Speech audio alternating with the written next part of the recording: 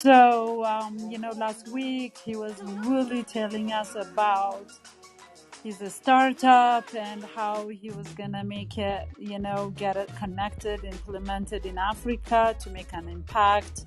So I just, the Comods just discussed it, how we can make it a meaningful room show so that, we're all trying to chip in and try to find a way to deal with this by focusing on what he was trying to do in Africa, focusing on medtech. So that's why we're doing that. So everybody, please join us. Especially if you know Chris's initiative and how he was trying to work with people on the ground in Africa. Please just join us and let's just discuss and find a way how we can all chip in and make that maybe some of his vision to continue. Thank Thank you, you, Cheryl. Messi. By the way, Messi, I have sent the link to Matt, his COO, inviting them to join if they can. But I'm not sure whether he will see the DM in time. I hope so. I tried to contact him over LinkedIn, so we hope he can join so that he can also explain to us what they plan to do for Africa.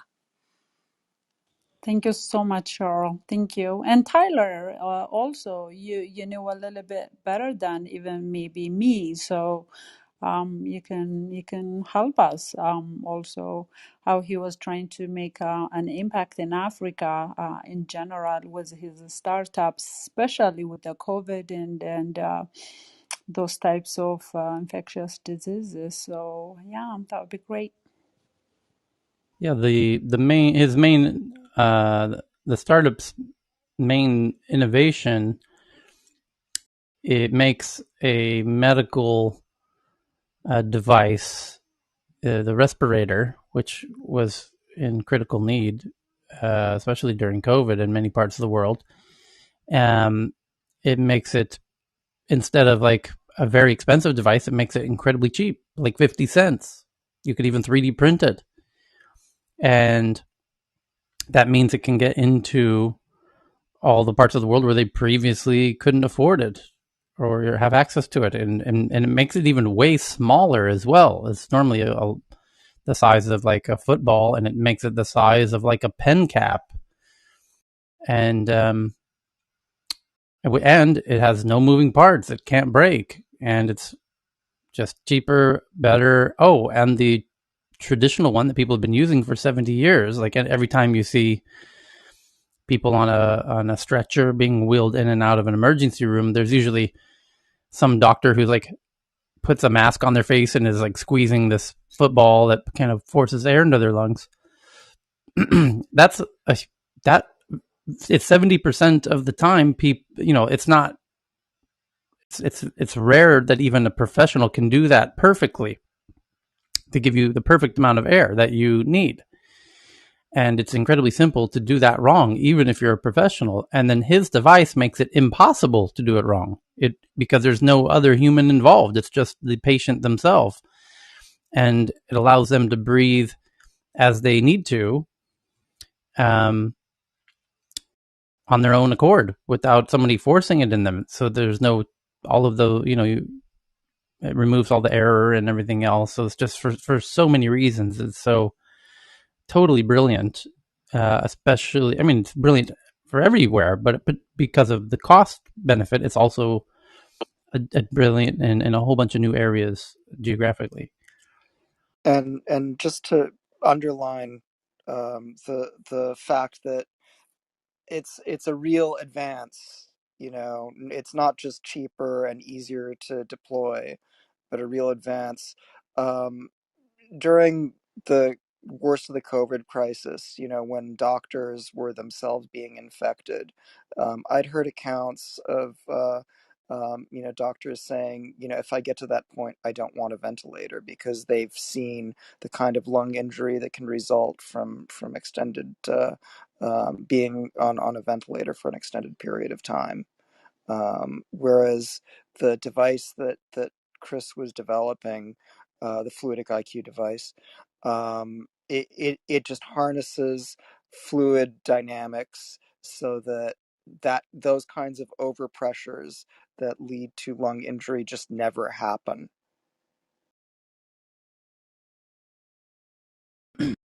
Yeah, it removes the human error element. It's unbelievable. Legitimately genius. There's few. It's quite rare that you find stuff where it's actually seems divinely inspired, and that is one of them.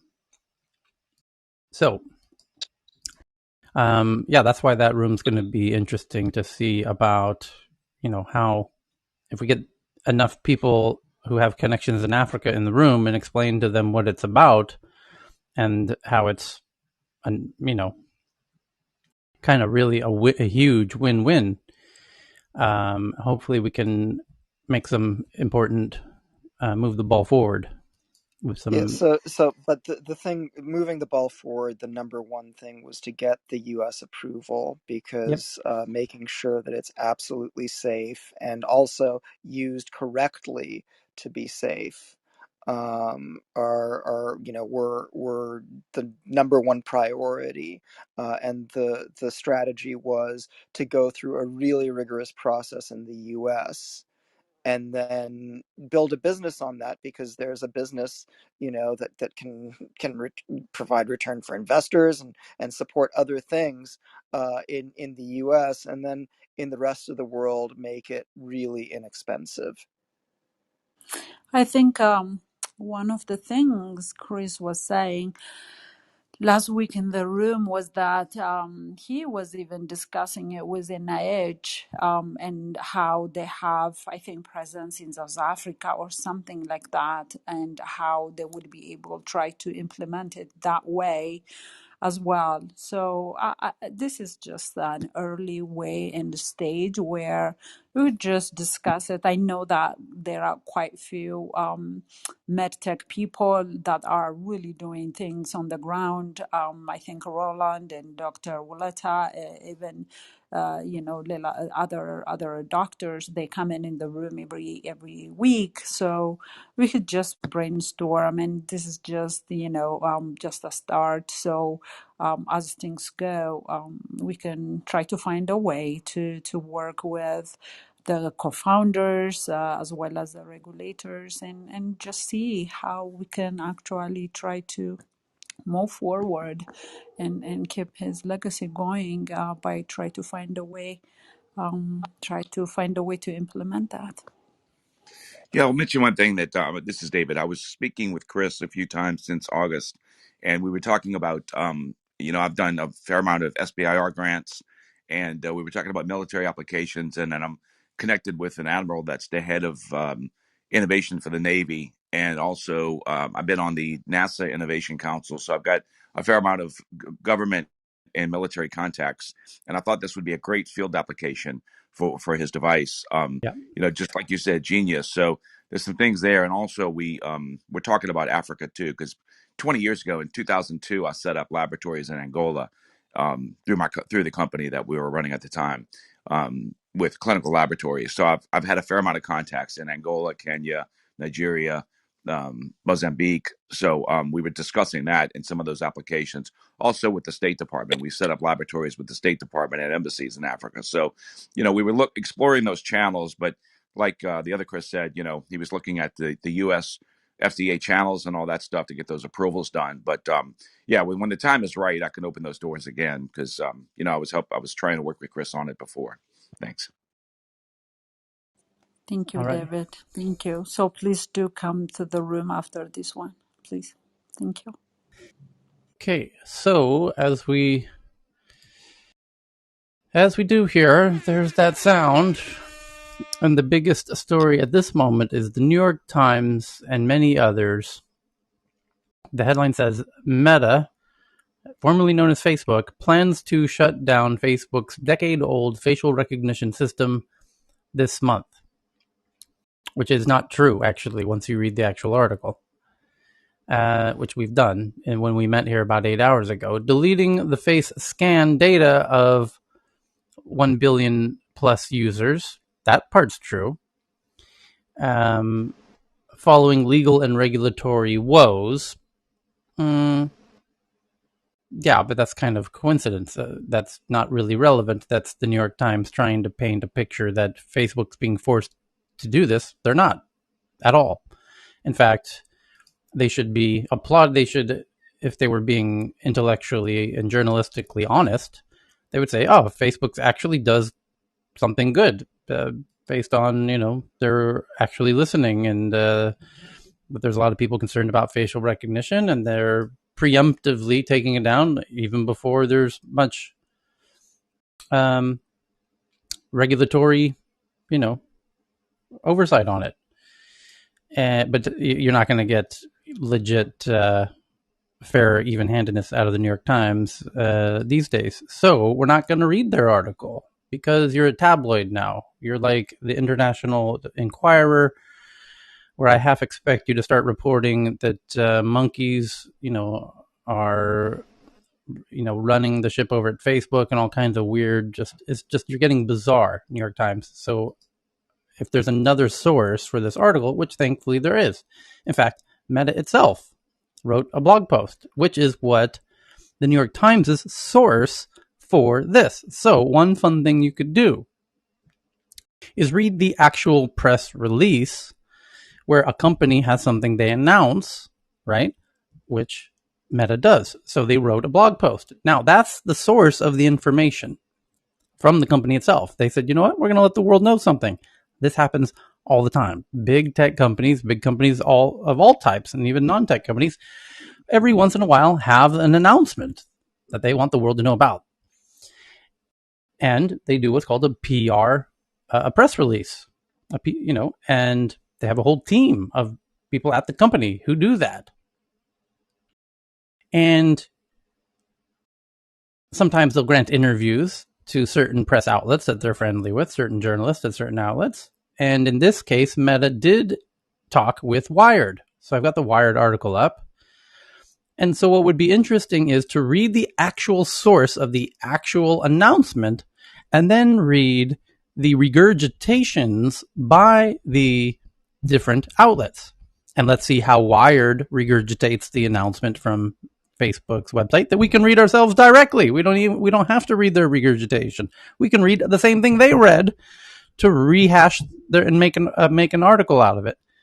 And we can read the New York Times article. And that will be very interesting to see how they contort it and twist it to make it sound like Facebook is, in cahoots with Hitler and Stalin and Chairman Mao and the fun gang, And so here's the actual headline from Meta itself. It says, an update on our use of facial recognition by Jerome Passetti, VP of Artificial Intelligence. He says, in the coming weeks, we will shut down the facial recognition system on Facebook as part of a company-wide move to limit the use of facial recognition in our products. As part of and what they're referring to is the facial recognition system that they are shutting down is when you upload a photo, you see, if you've ever uploaded a photo into Facebook, and you'll notice that it will say, oh, is this you? Is this Cheryl or JT or Dr. Fran? It sure looks like them. We saved you the hassle of figuring out who it is. And you can just click yes, yes, yes, yes on their faces. Bada boom, bada bing. That's a lovely, magical experience. But what it does is, because it's gotten really good at doing that, like really kind of spooky good at doing that over the years, they have, in fact, built a database of billions of people's faces, which is incredibly valuable. And people are starting to realize this. Oh, wow, Facebook has my face everywhere all the time, and there's cameras being put up everywhere all the time, and I wonder if someday Facebook might sell data to governments so that all of the cameras covering, the city I live in could then find me instantly. And the answer to that is that's already happening. But that's not Facebook who's doing that, actually.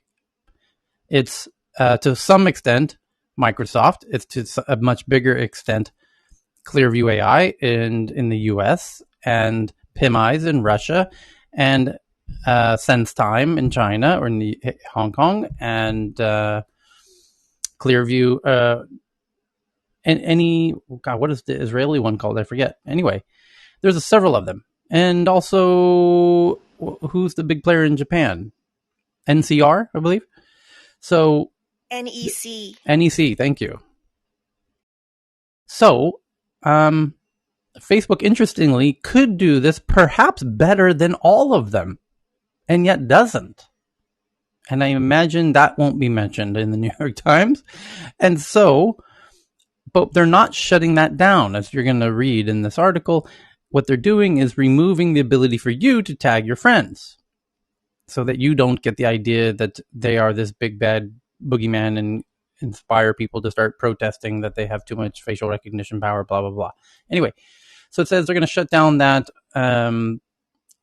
As part of this change, people who have opted into our facial recognition setting will no longer be automatically recognized in photos and videos, and we will delete the facial recognition template used to identify them. And what that means is, if when a child is learning simple math or the alphabet or simple words, we use flashcards where you try and train their memory, and you're like, hey, I'm teaching you.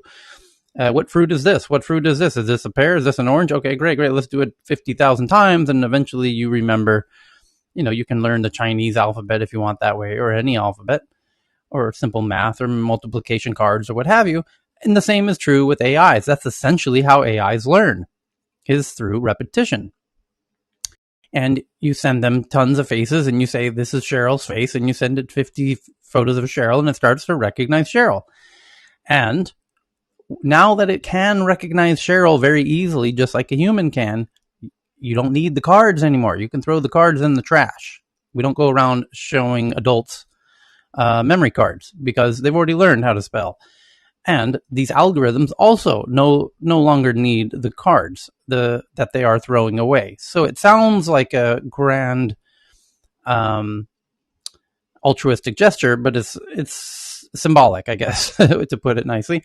So it says this change will represent one of the largest shifts in facial recognition usage in technology's history. More than a third of Facebook's daily active users have opted into our facial recognition setting and are able to be recognized, and its removal will result in the deletion of more than 1 billion people's individual facial recognition templates. Now, what is interesting about that, and full credit to Facebook, I'm tempted to even hit the clap sound effect. I'm going to, because what that means is that they can't productize it and sell it to the police or government agencies, because that's how you productize it. You're like, here's all the face templates of everybody.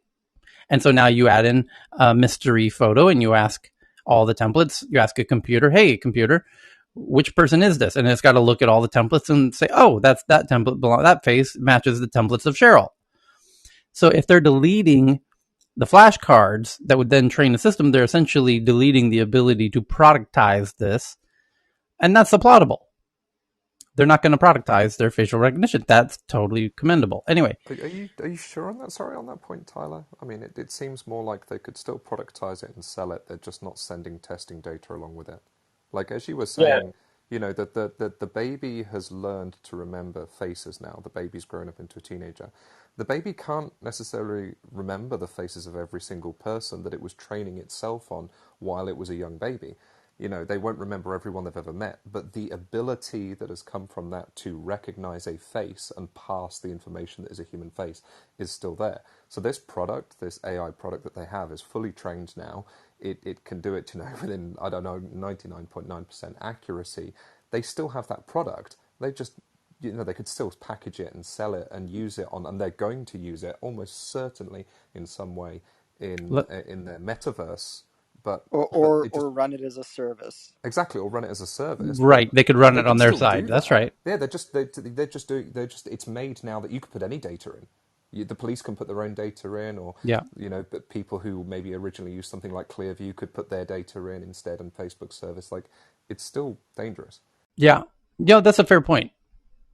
It's definitely. Important. I want to chime in with my organizer tops for a moment though, and say that in the press releases that were sent out, they said that they were acknowledging societal pressure, and that is the reason that they made these changes. That is a huge win. As an organizer, that tells us that they will cave to sufficient societal pressure. So if you spot a problem, shout it from the mountaintops, because they are listening. Jacob is complete.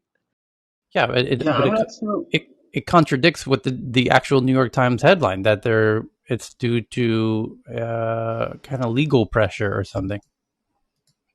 Well, my question is, what does it mean when they say, oh, we've removed the template? Because it's not clear that they've removed the training data because they still have that technically accessible. Is it that they anonymize the trained model? Because they're not actually describing what they're doing according to the language or the vocabulary that is typically used for these kind of systems. So they're also being very clever about the presentation here. So it leads me to be a little bit more suspicious, and I would want to know just a little bit more.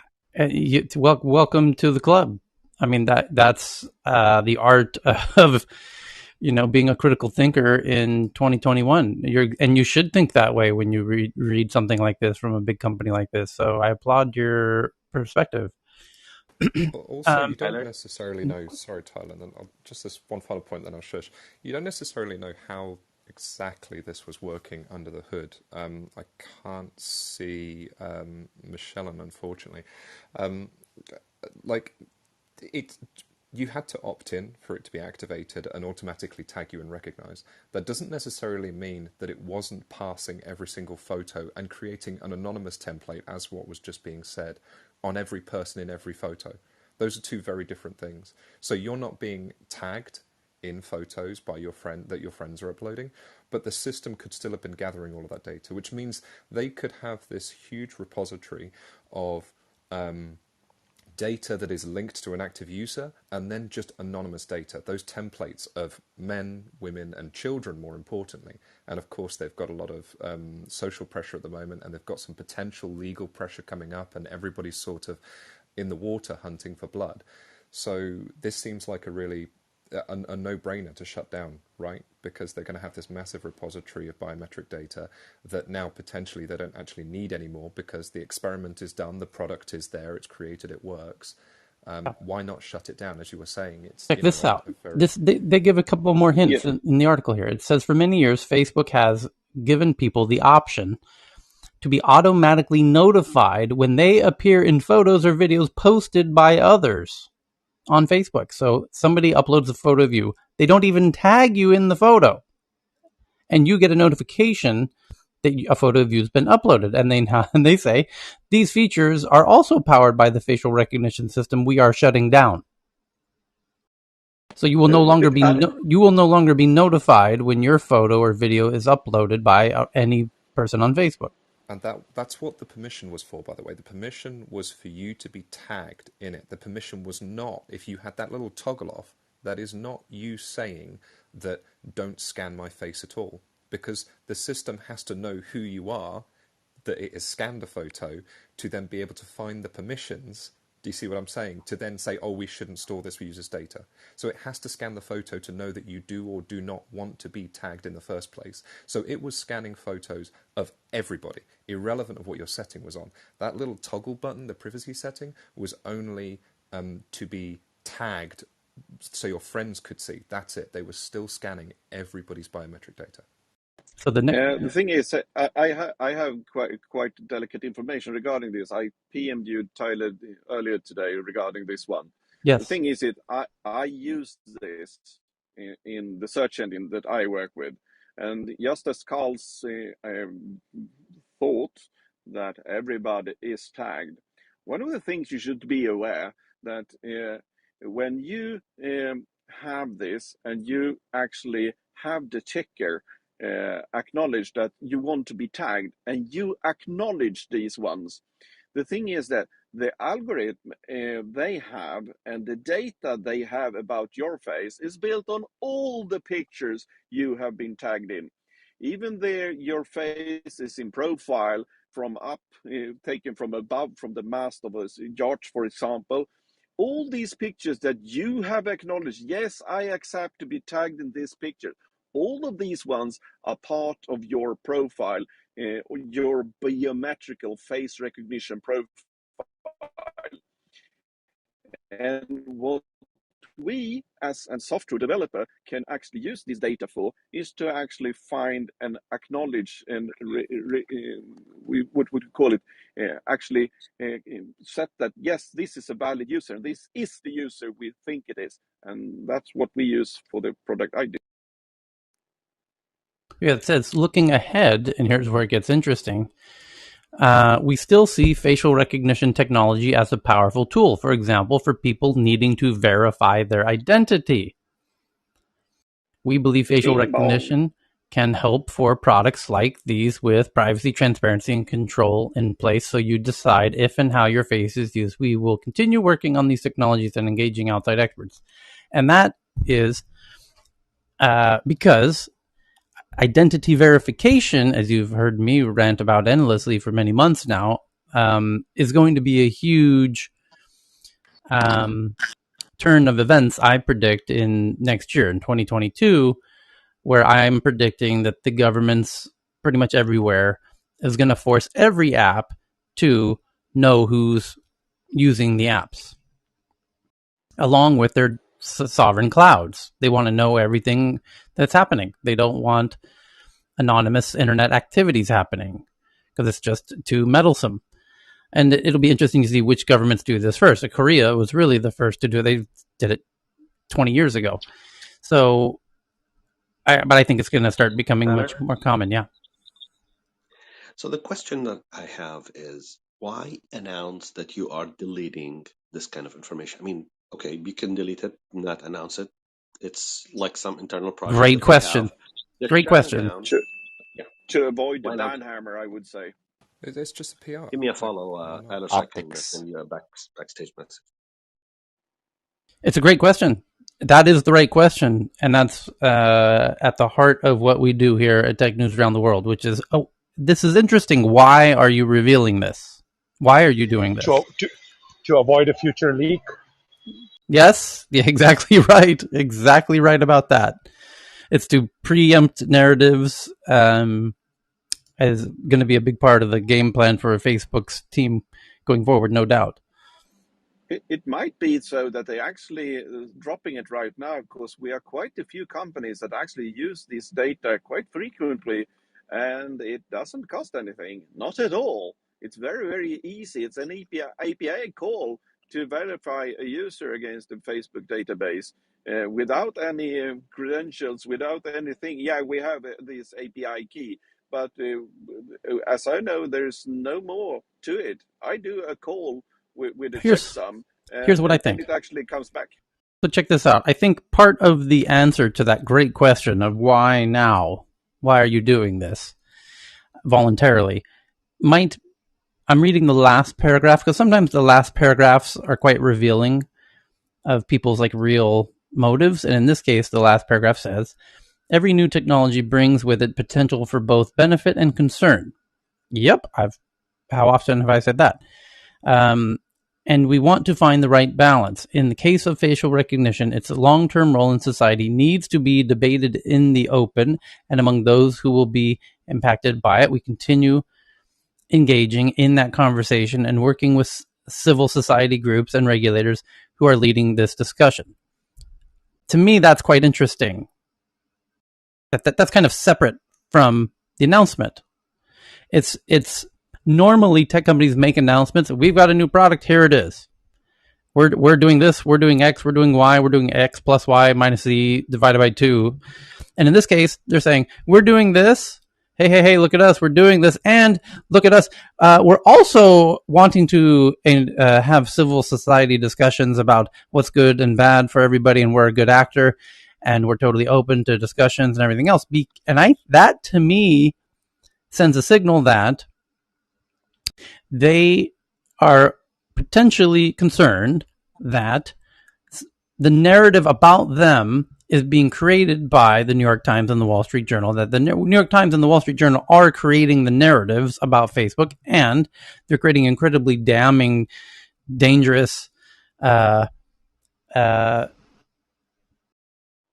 concerning narratives about Facebook, which, if they, the New York Times, notably, in the Wall Street Journal, decided to write interesting hit pieces about Facebook's use of facial recognition, that might actually be the straw that breaks the camel's back on people using Facebook. And they may have even done the research to find that out.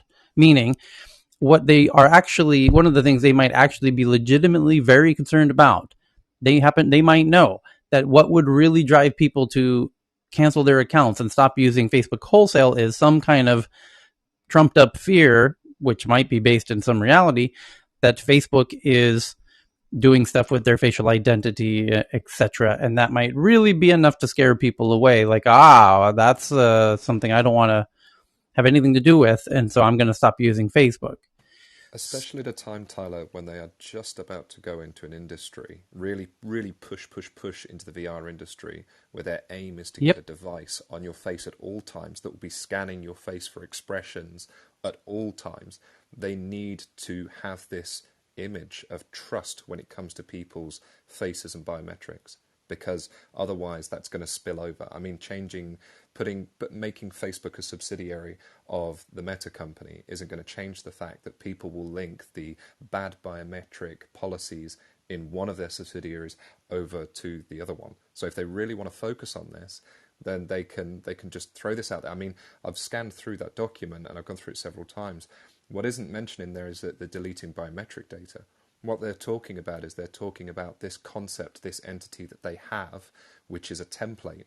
Now, that template can be anything. I don't know about it, but they're not saying that they're deleting all biometric data about users. What they're saying is that, by the looks of it to me, that they are deleting the compiled, configured, personalized template that links a set of biometric data to a user in their databases. So that template being removed is just an entry somewhere in a database that joins those two sets of information. It's a pointer. Exactly, Basically. it's a pointer. Indeed, it's like if you're not taking, it's like chapters in a book. Basically, they're removing, so that index at the beginning of the book. So they could still be keeping all the biometric data, and they still for sure are going to keep the technology that enabled to link that raw data with a user. And then why not? Why not make this announcement now? It makes them look slightly better. It continues this narrative of privacy and that they want to push now. And it's Trust really building. important for them going into VR. Absolutely. Because if we can't trust them, if they truly believe that their customer, their user base, can't trust them with their faces and their identity on Facebook, which is a web platform, there's no way that people are going to really deeply buy into sticking that company's products on your face 24/7. Yeah, and when you stick it on your face, I think there's also another layer of privacy that gets eroded because we can scan your brain activity, we can look at your eye movement, we can infer quite a lot from your body temperature, from your heart rate. So if we thought facial data was invasive, the next, the meta of biometrics data is going to be even more invasive and potentially more concerning. But these all have front-facing cameras as well. You need them to make the XR product really, really, they need them. That inside-out sort of vision. So going forward, you're going to have thousands and thousands, tens, hundreds of thousands of people wearing Facebook products, potentially, as Ray-Ban glasses style, on their face at all times. And again, society, I mean, look at how Google Glass went because people were worried that they were being recorded. And that was Google, who at the time were actually seen as quite benign. Can you imagine if it was Facebook at this point right now? How much they'd be shunned, that, not only are you scanning my face, your camera's pointing at me at all times, but it's going to Facebook servers. They don't want that narrative. Carl, you make a great point. During the presentation, they talked about what you just alluded to, their new Project Cambria, which is their new device that's they're working on that scans people's face to literally mimic their facial expressions to overlay on virtual avatars. They also mentioned during the presentation that they were moving away from correct me if I'm wrong here with the terminology, but they were moving away from the mind reading aspect where you're able to essentially use devices to infer what kind of things you're thinking about in order to sort of result in an action. So it kind of like goes hand in hand with Like all a the optics. Neuralink? Yeah, something like that. I have Another a point. question. So if Sorry, we go read ahead. this Go ahead. article backwards, let's say we read it as in Facebook is shutting down some services, therefore it's not in need for all this facial recognition stuff or these faces, and we take the benign approach to Facebook on, like, assume, given the benefit of the doubt.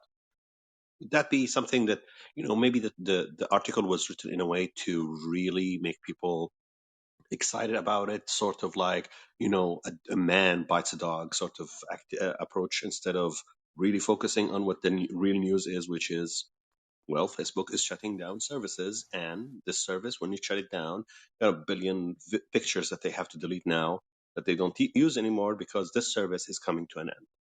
No, Would that we be the have to case? look at it from the technical perspective also. Historically, I mean, what exactly is happening, on the Facebook side is pure image processing. I mean, it's not, quote unquote, face recognition in a totality. When the face recognition happens, it's like you're talking about like actually looking at the face's structure. So, for instance, like when you're actually walking through the immigration and you have like this, face recognition system installed, and it just lets you pass through. That is, the highest level of face recognition available, which is looking at every single thing, like your eye structure, your jawbone structure, your everything, and doing like a very precise calculation in the real time while the camera is looking at you. Whereas on the Facebook side, I mean, this is like a pure image processing happening on the still images. And that is like over the time, let's say you have 200 images of somebody, and then you have different angles. You try to sort of like create this single entity for that particular person. Now, this is a different approach altogether, and that could be sort of linked with like a old technology. So might as well like scrap this old technology when you're going to have the live images coming out from that person who's going to be using the VR, and the internal camera is going to be looking at you, and then build some engine which is going to be ultimately much superior in terms of the what technology you've been using by just like simple image processing of people images.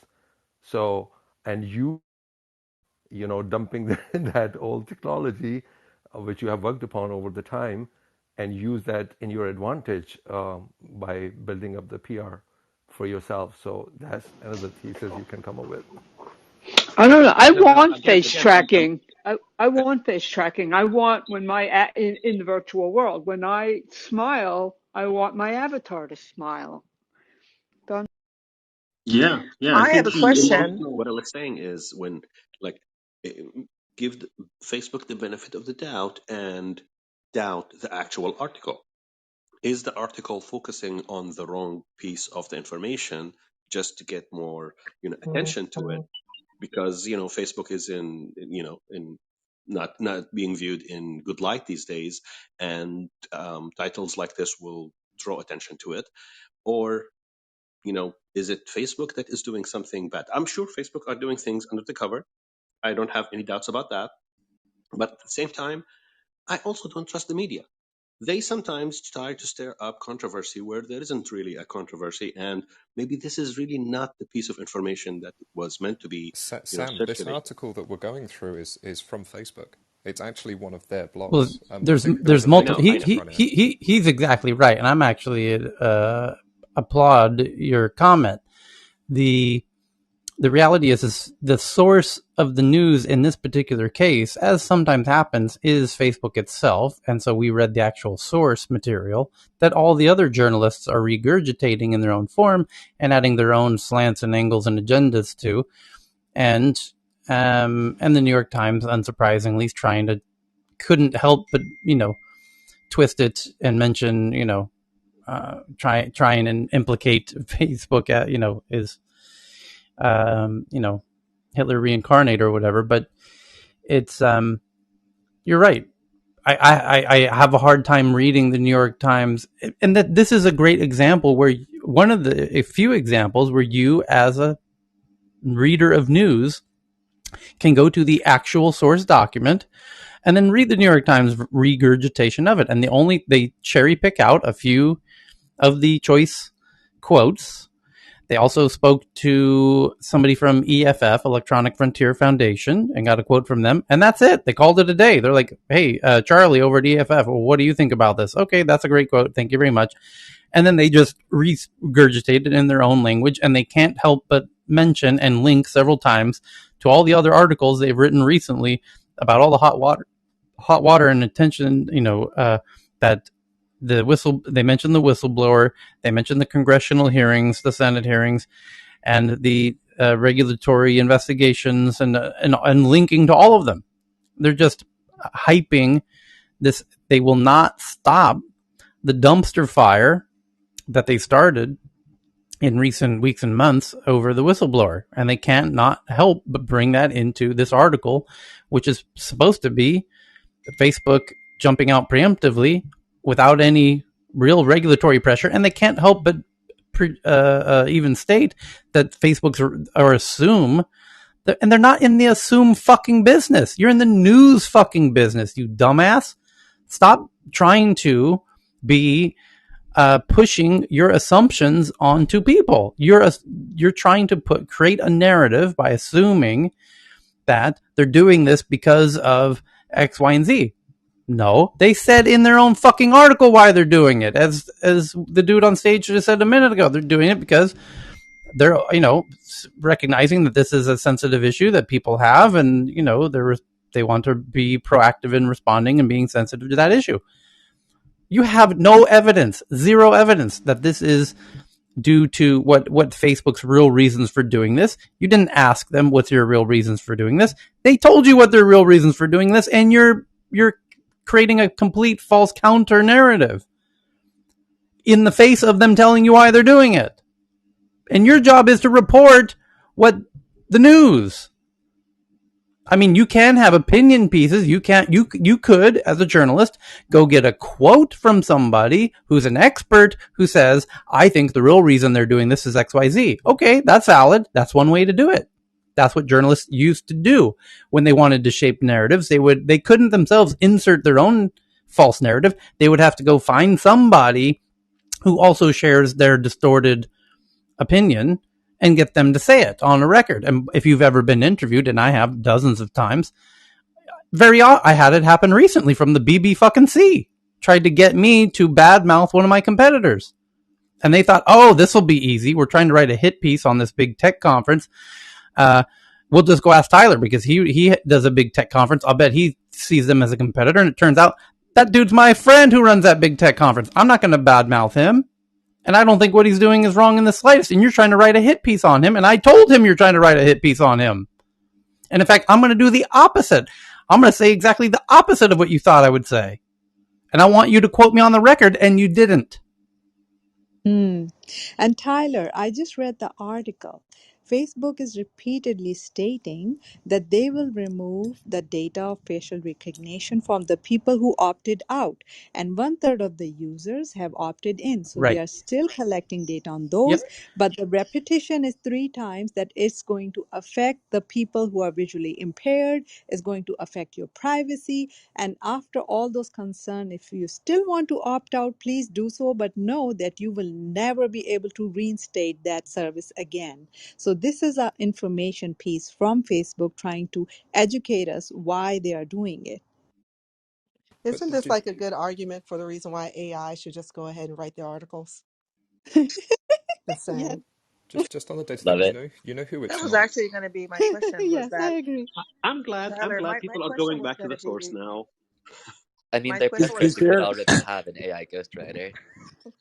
a rationale for why it's a once in a lifetime decision to opt out? Is Can anybody construct a legitimate reason for that? See, so psychologically, inadvertent, or maybe what do you call it? Reverse psychology. People will read this and say, "Oh my God, do I really want to remove my data forever, Yes, or do I want to keep that's it?" So then, that's the my more people will that's my sign under. in. So yeah, so Facebook is reverse psychology playing that. Okay, make sure this is the last opportunity. So do not opt out. Maybe that's what they are trying to do. Yeah, absolutely, I am. As soon as people are But is there any inconvenienced, it's when technical or they'll change their economic mind. I any mean, technical or economic reason why they're trying to make it a once in a lifetime decision, other than to inhibit people from doing it?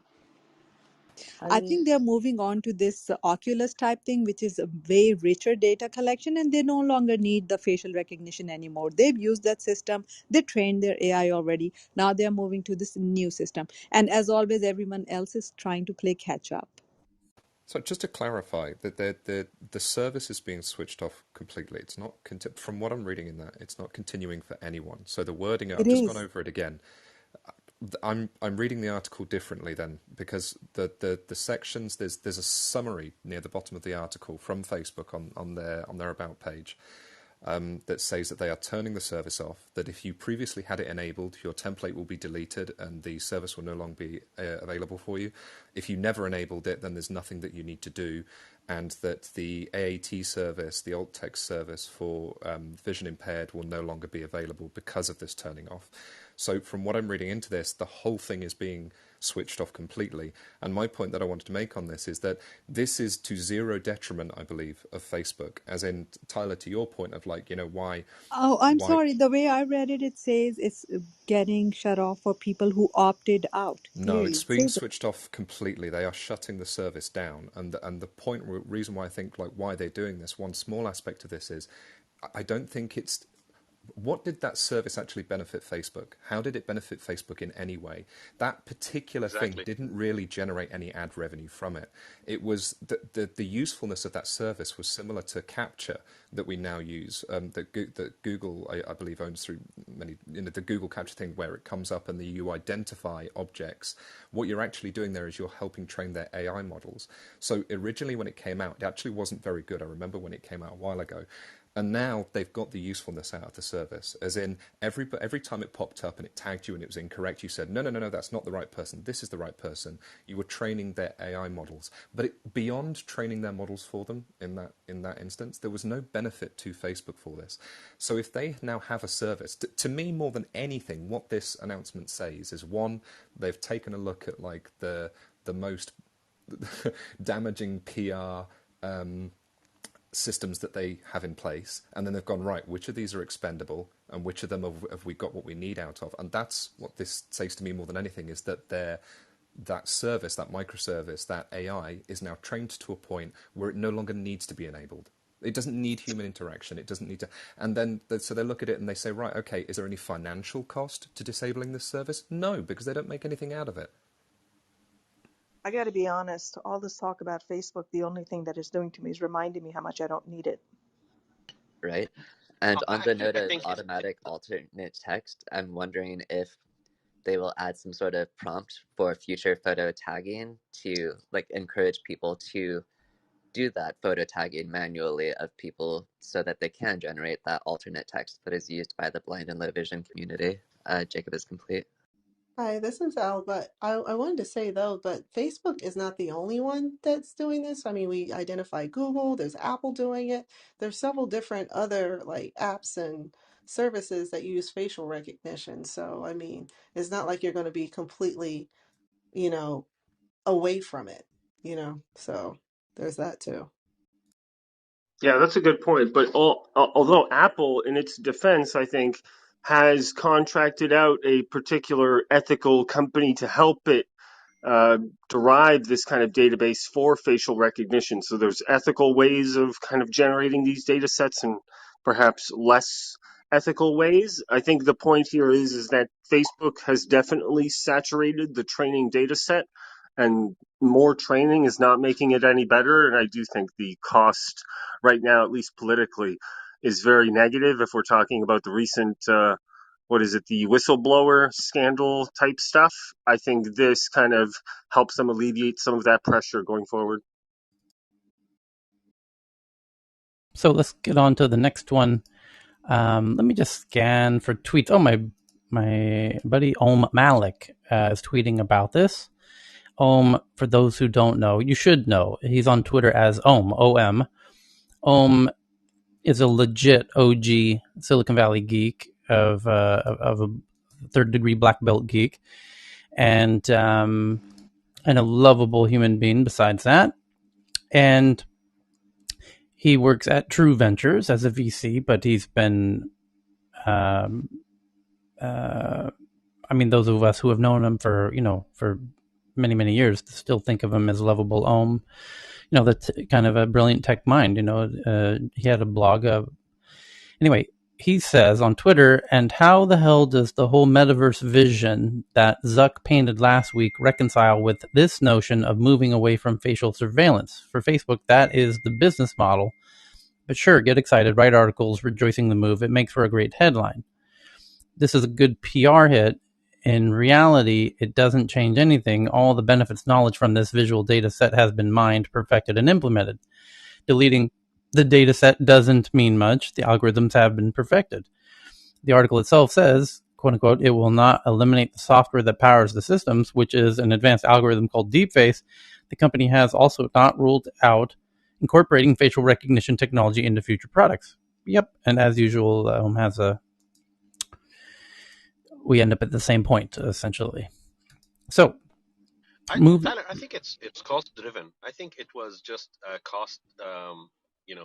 For Facebook, they just want to get rid of it, and it was a benefit for the consumers to use it. And now they can just switch it off and say, you know what, we're switching this off because of your privacy concerns. And you know what, don't look at our business in facial recognition and otherwise. We're good Samaritans here. We were giving you the service. You guys are giving us bad PR. We're shutting it down. It's costing us money anyway. So I think that's the main reason. It's costing them money. They want to shut it down and get rid of more services for the customers that they used to own. Yeah, we're all pontificating. I'm sticking with my idea. And somebody mentioned the front running, as it's called in the biz, that somebody might be working on a hit piece related to facial recognition. Because, by the way, the journalists are still trying to, despite the fact that they know it's having no impact really whatsoever, or very little, still trying to throw more gas on the ever-burning eternal flame of a dumpster fire that they've started against Facebook. And it's likely that they will turn to something like the facial recognition issue.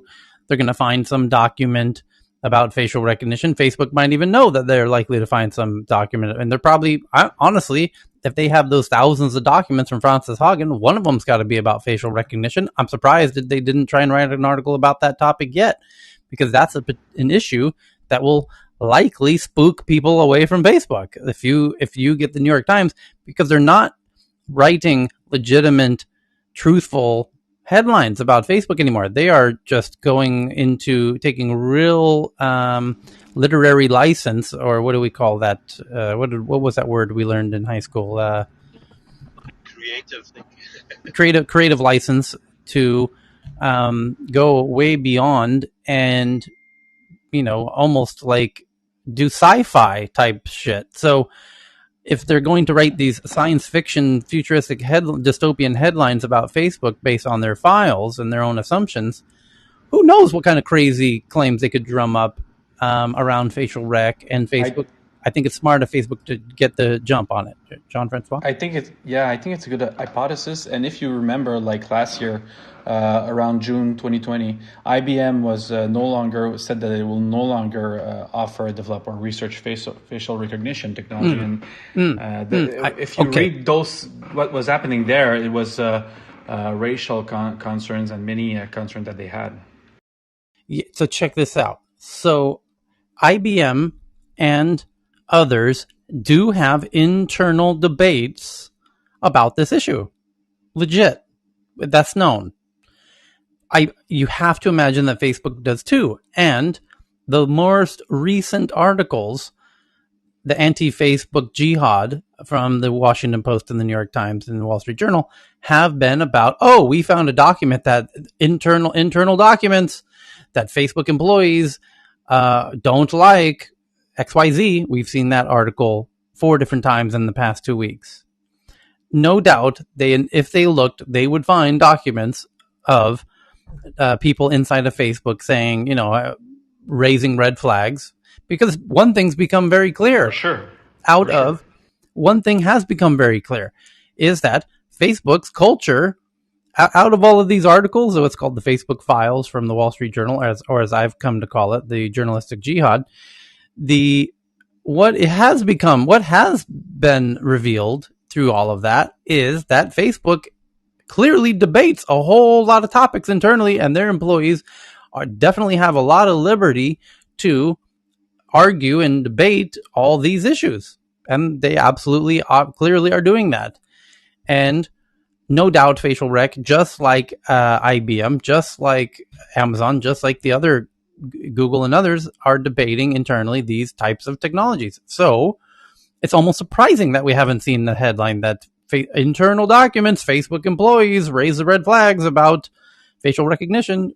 That's likely coming down the pike. So I'm imagining that Facebook might even know that, and they're getting the jump on that article, Yeah, which would be absolutely. genius. We're 9 days away from the launch of a political campaign against Facebook that I'm monitoring. I'm not an organizer with it, but I'm monitoring it. So there will definitely be more Facebook stories coming out in the next 9 days because organizers and journalists are frequent bedfellows. They are mutually beneficial.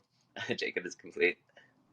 I wanted to ask a question, Tyler. I mean, maybe I'm putting on my tinfoil hat, or it's really a question, but could this at all have anything to do with, obviously Facebook seems like they're going after the young market now. They saw, everyone, all the young kids and all the teenagers and young adults, everyone's on TikTok.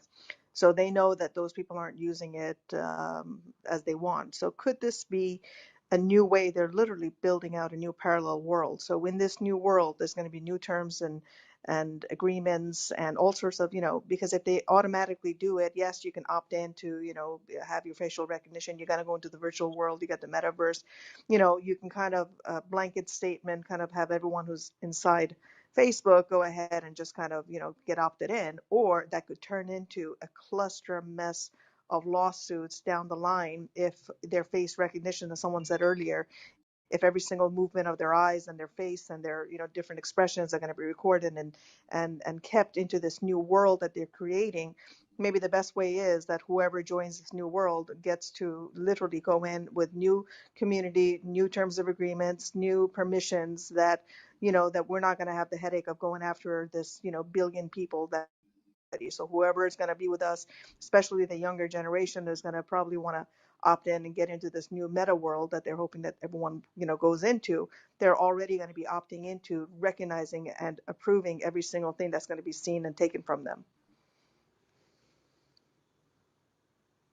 And I don't know if you talked about it, but there was a settlement back in January 2020 regarding facial recognition with Facebook.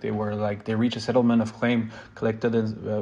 They were collecting in store million of user biometric data, and they reached a settlement on this in January 2020.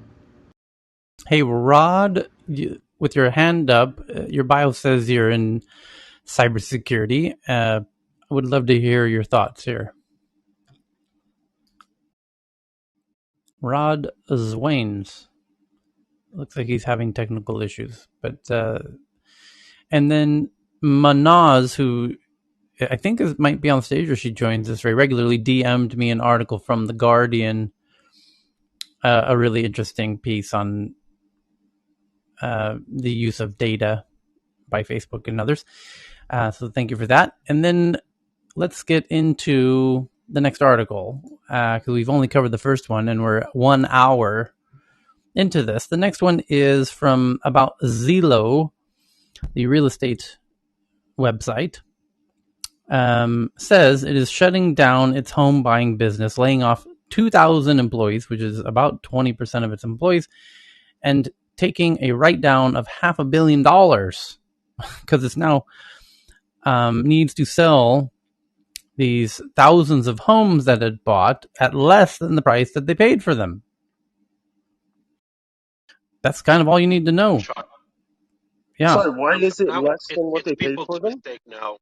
It They was They talk, said AI's that mistake first. they said that their algorithms weren't working for when to buy and Yeah, but what to buy and when to buy and what to sell and when to sell.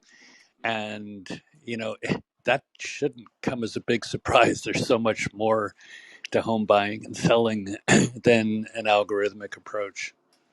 They said it didn't go as planned, quote unquote.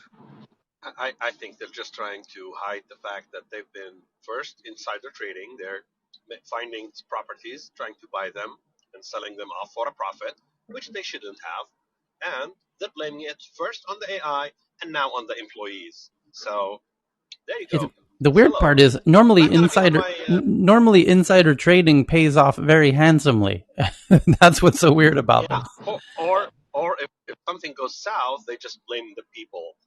It's their mistake. It's not a decision by some executive to go into that kind of business in the first place, and that executive still probably is still there.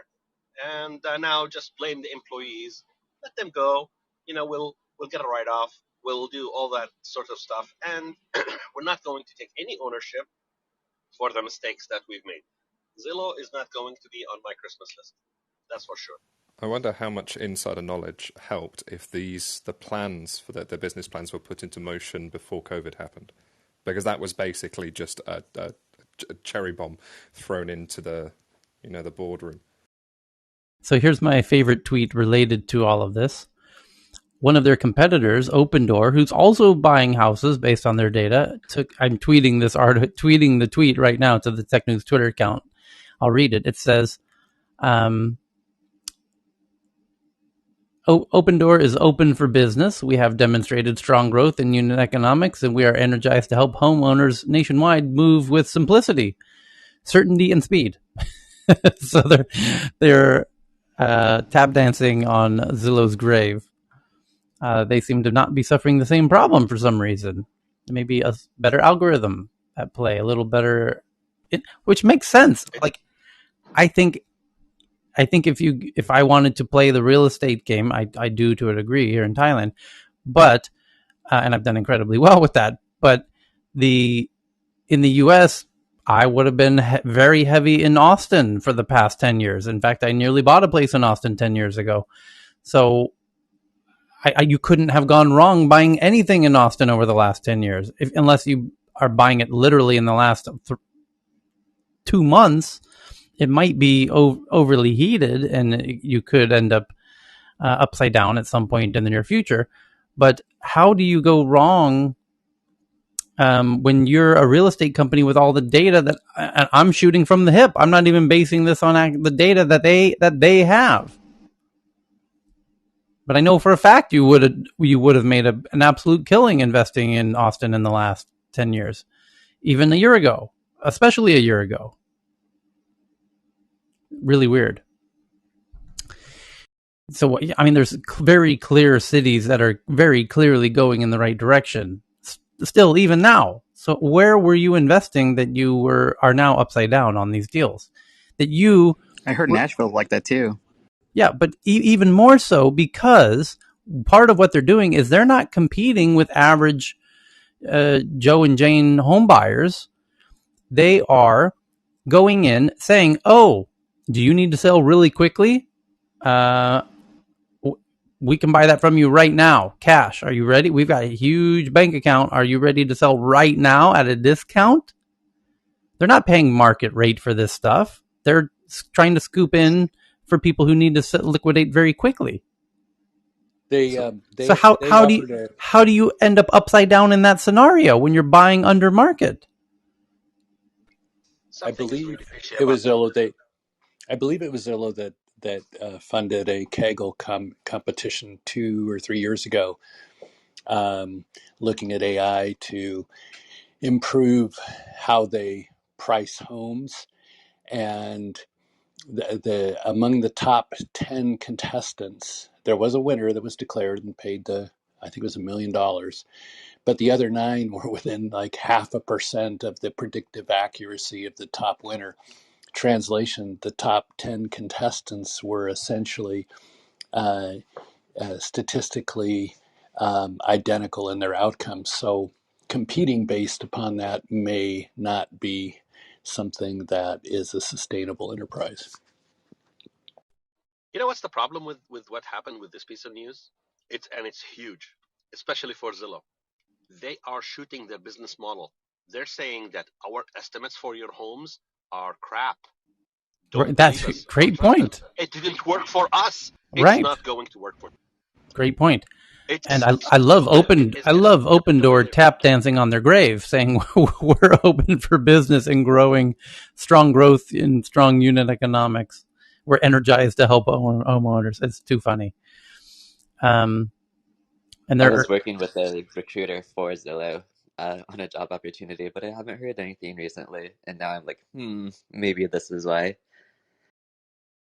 So the next one up is that Activision Blizzard says that Blizzard's co-leader, Jen O'Neill, is stepping down, leaving Mike Ybarra as the sole leader. Both of them only stepped in the past couple months when the previous CEO stepped down during the turmoil around kind of employee these lawsuits and protests around sexual harassment and gender discrimination and things like that. And Jen O'Neill, who's stepping down as one of the new co-leads, says she'll focus on diversity in the whole gaming industry. And Activision Blizzard is donating somewhere in the neighborhood, was that $100 million? Some very significant amount towards her effort to do that. What was the amount? Let me try and find it.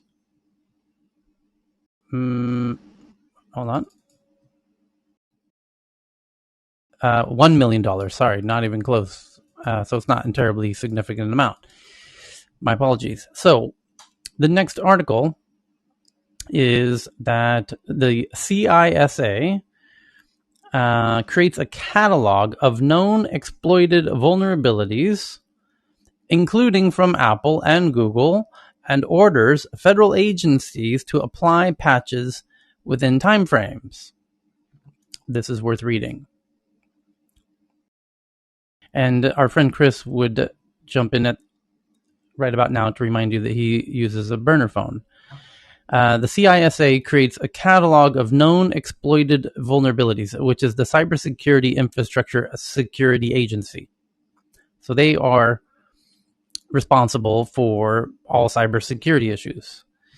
And they create a catalog of all the known exploited vulnerabilities.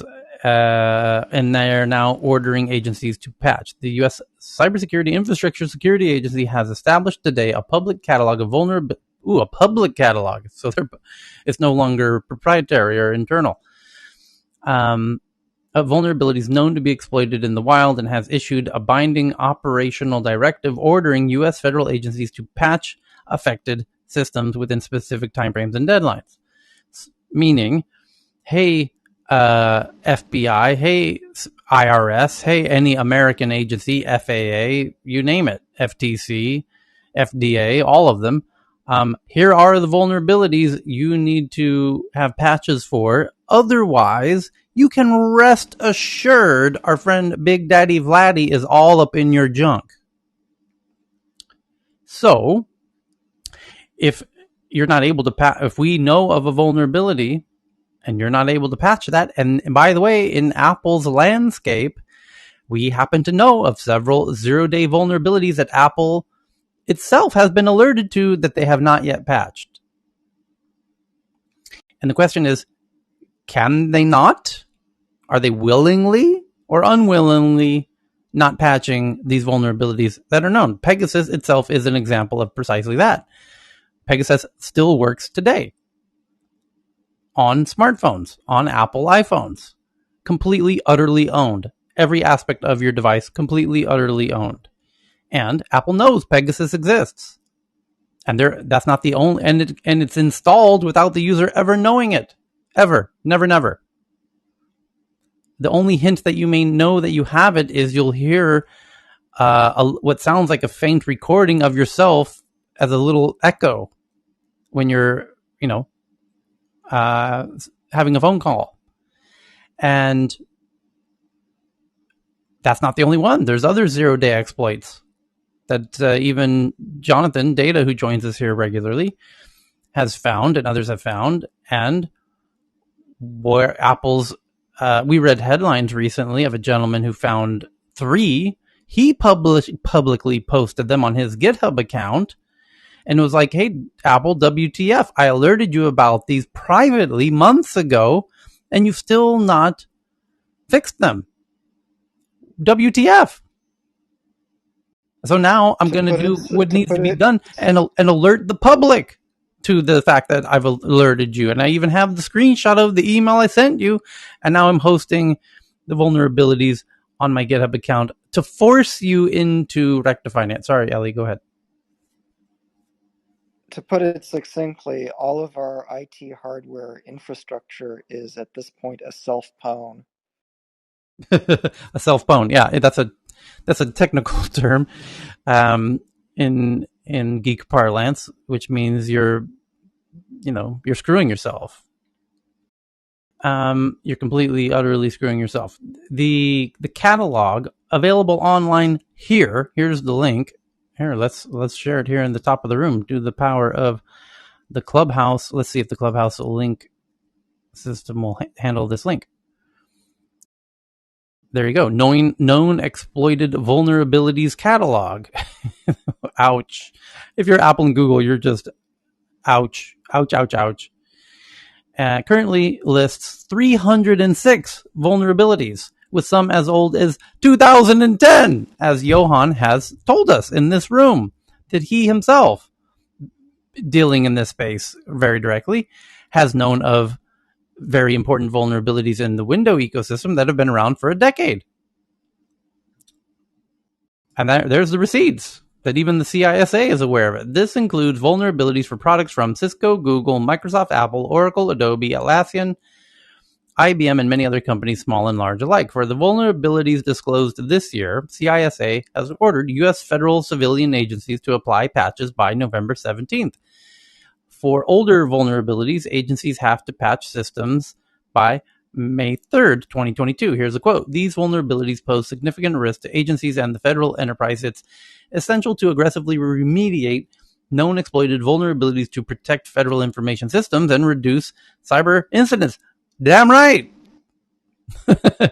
If you don't fix Isn't these, it a little too late for that, though? I mean, yeah, the damage yeah. has been done. Hey, Putin's all up in your asshole. All He's over it. free. You're getting an absolutely free Russian proctological examination daily, and if you must end that complimentary proctological examination by patching yourself,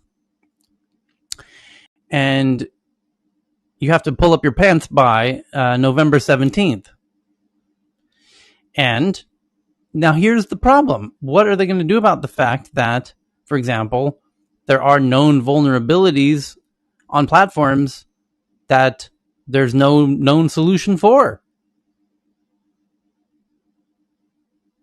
Like Pegasus. So can I just clarify, Tyler, because that's a massive list that's linked there. Not just in case anybody misunderstands it. That's not a list of all the bugs and hacks that are not been patched. That's a list of things that do have fixes, security fixes, and the way to update your various software operating system to fix them. So that list is not a full list of exploits that companies have ignored.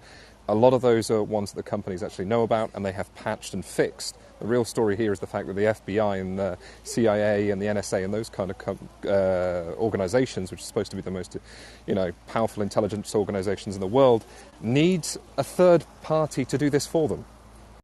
Yeah, and actually the last paragraph of this article says, in a press release, CISA also said they plan to add new entries to the database as new vulnerabilities come under active exploitation.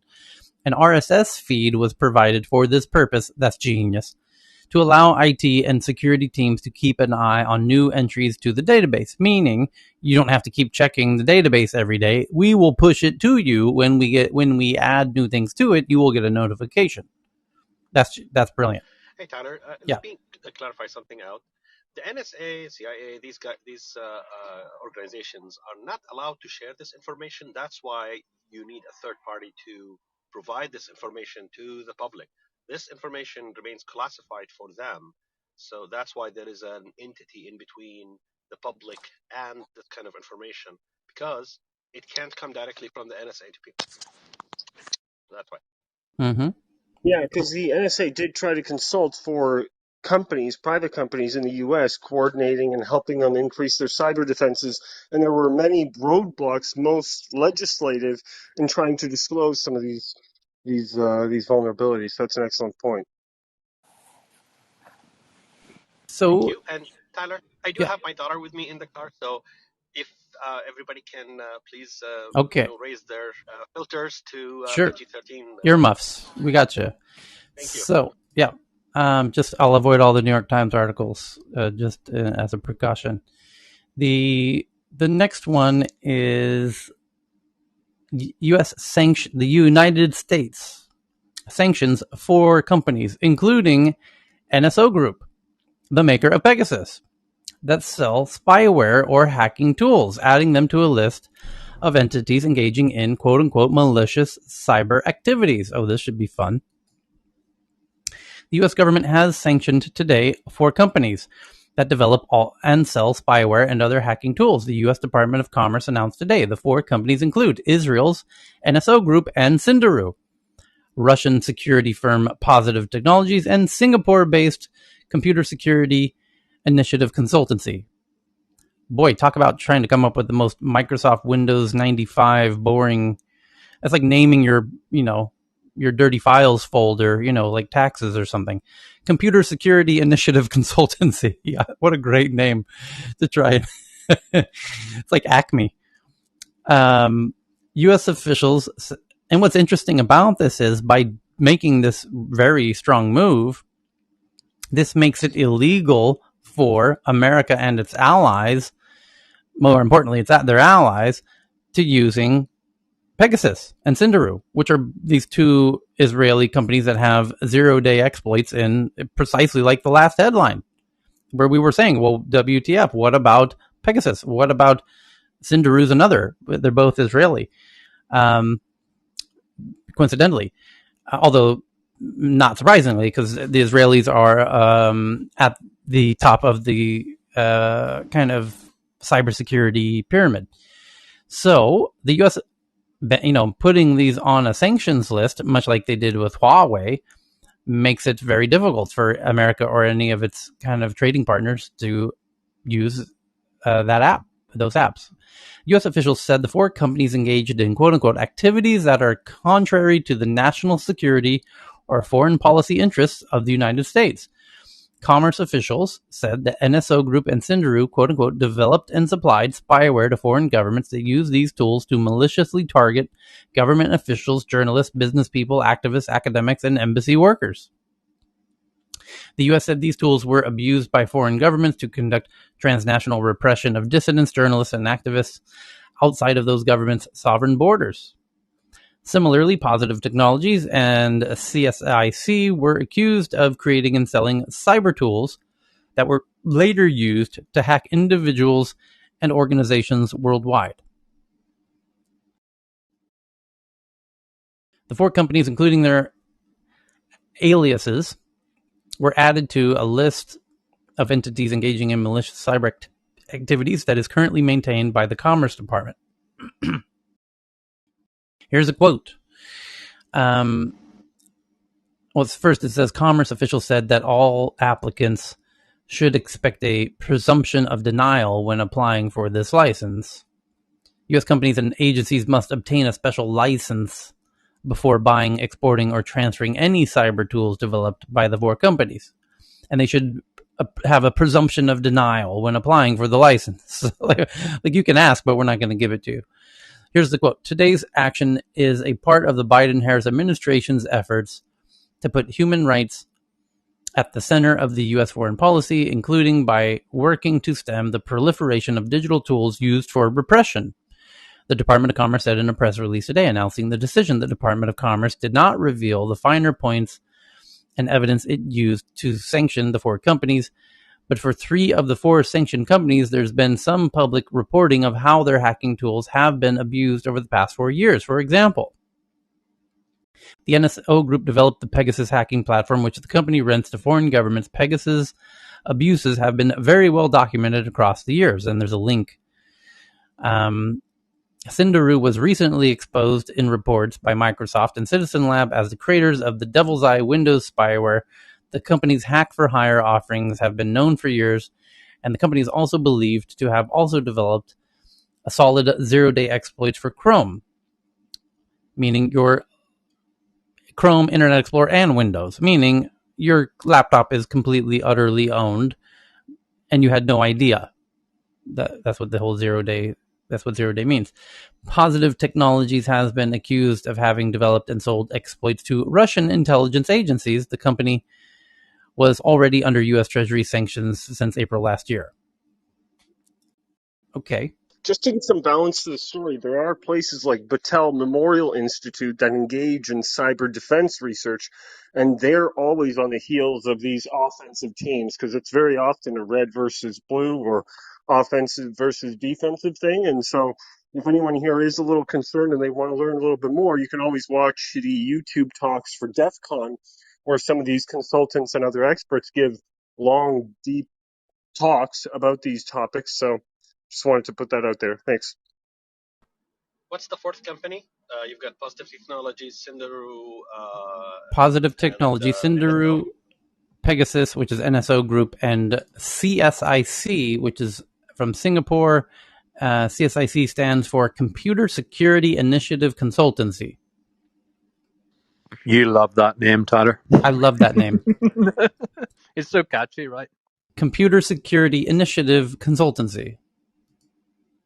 But this ruling only applies against U.S. companies and agencies. Is that right? No.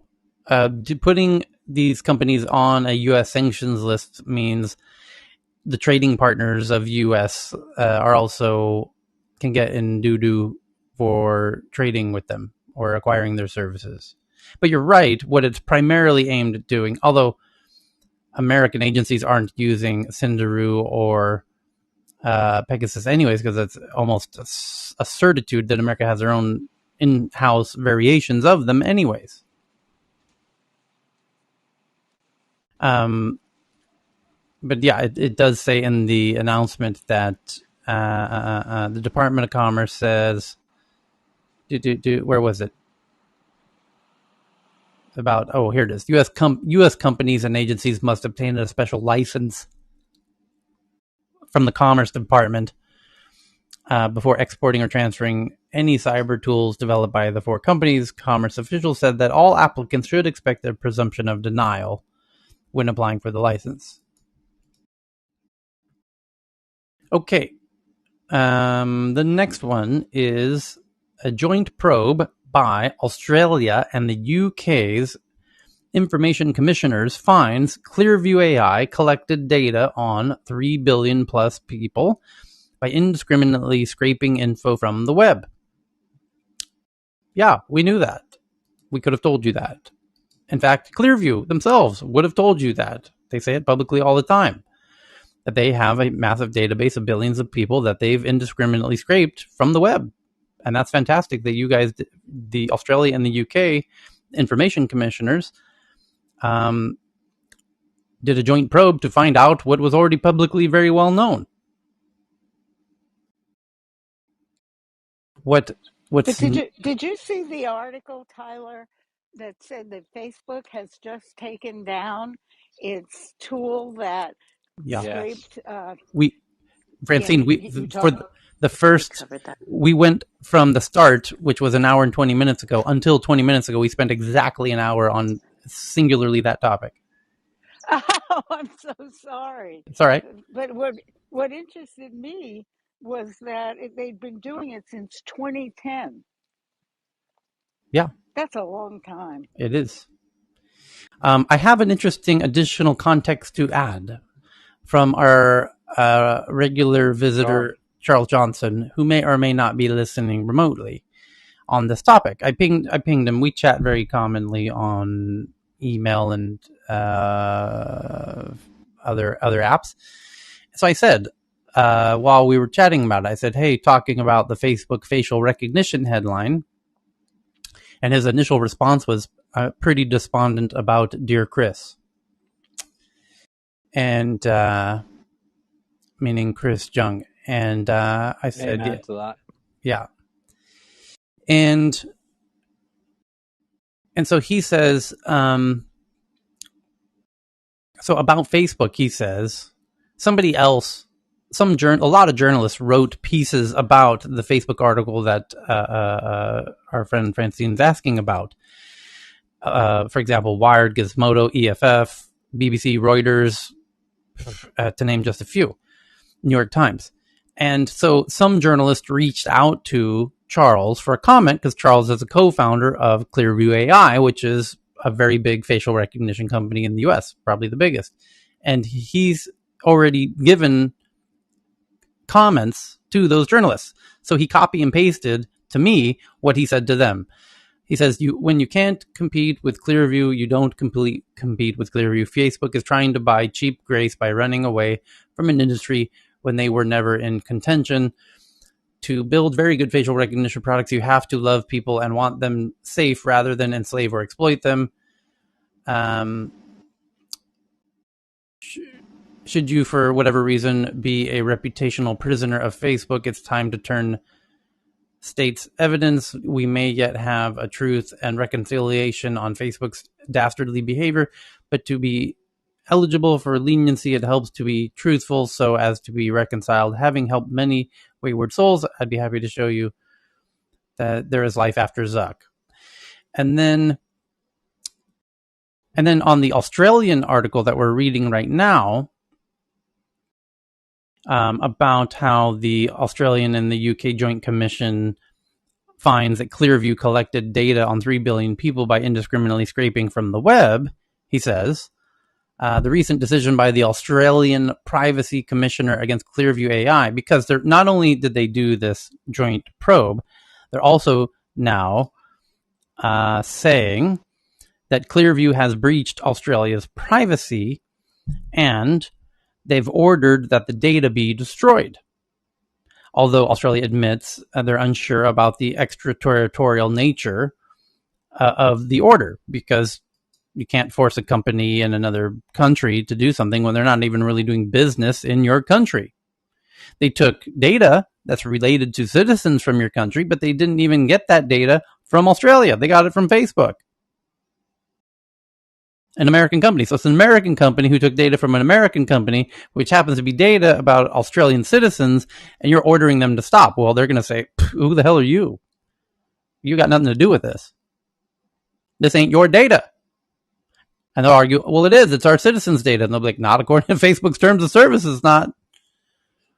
So he says, the recent decision by Australian Privacy Commissioner against Clearview is one I oppose totally and will fight vociferously and vigorously. My family and I remain shareholders in Clearview, having co-founded the company alongside the two other co-founders. And though I'm not involved in day-to-day, I know this. I will fight. I will begin elevating the matter to the highest courts in every Anglosphere country and eventually to every one of our allies. I will not allow Chinese or Russian or Israeli technology to carry the day, nor will I allow past efforts to smear me as something I'm not, to deter me from a cause I know to be just. And what he's describing there is why he's had to minimize his role as a co-founder, is because he's been at the receiving end of the Pegasus attack himself. His phone was hacked by Pegasus, and he went to the FBI. And why was he one of the first initial targets of Pegasus? Well, because he has Clearview, which competes directly with an Israeli startup called AnyVision. And AnyVision and Clearview are competing for big customers. And AnyVision wanted to know what Clearview is doing and who they're trying to sell to, who's their target client list, and what is their sales pitch like, and what is their client list. So they hacked his phone. So he's been working very closely with the FBI for quite a few years now, and that's why he says, I will not allow, it will not deter me when they try to smear me and,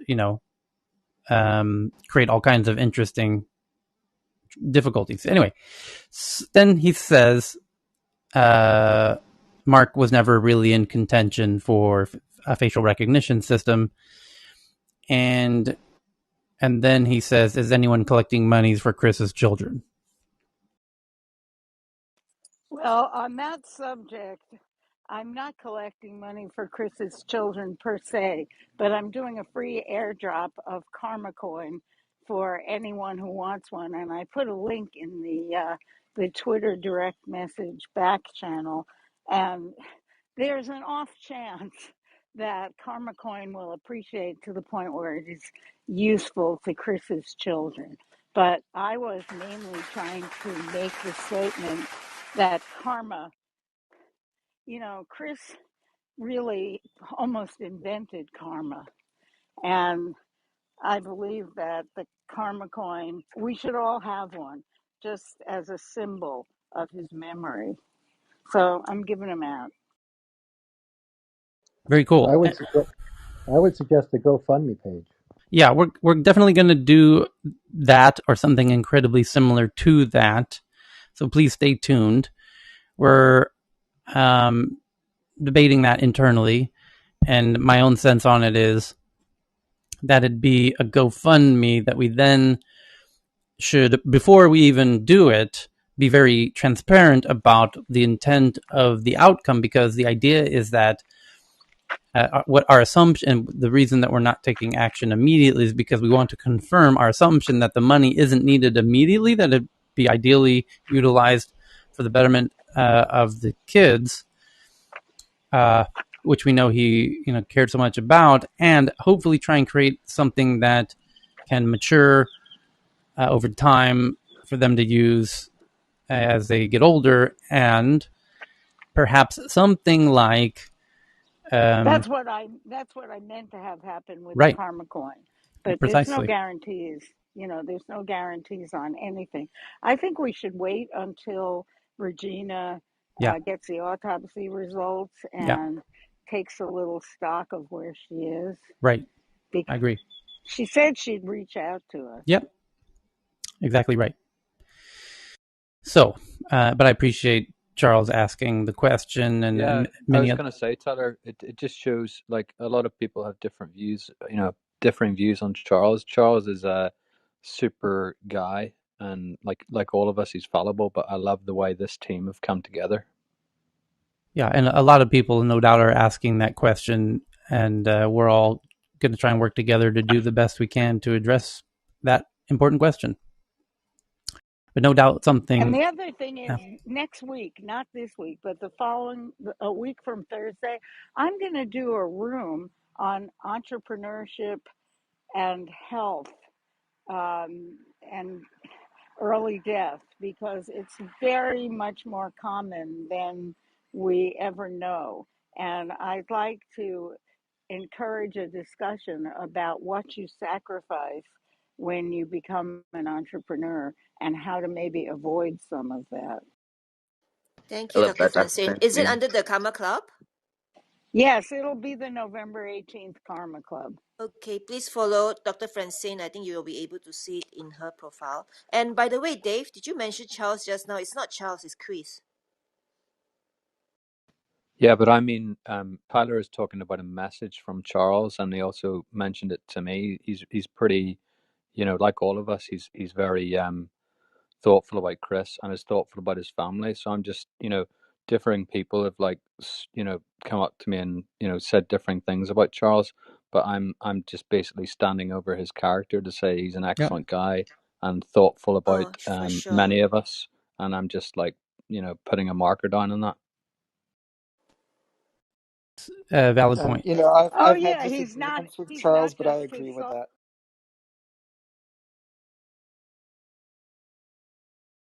Sorry, Sorry, Dr. Francine, want to say something? yeah, go Francine and then Ellie. We couldn't hear either of what you said. Oh, sorry. I just wanted to say Charles is not his software. He's more Yes. than. He's more than that, of course. Yeah, Ellie. Yeah, so I've had disagreements with Charles, but I definitely agree with what was just said. As a person, he seems to be very much a stand-up guy.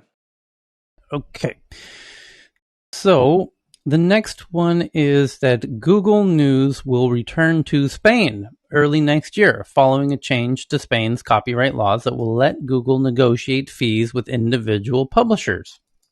Spain has changed its copyright law in accordance with EU legislation, Who should get paid when big tech platforms aggregate news stories? That might not sound like a big issue. It is. Here's why.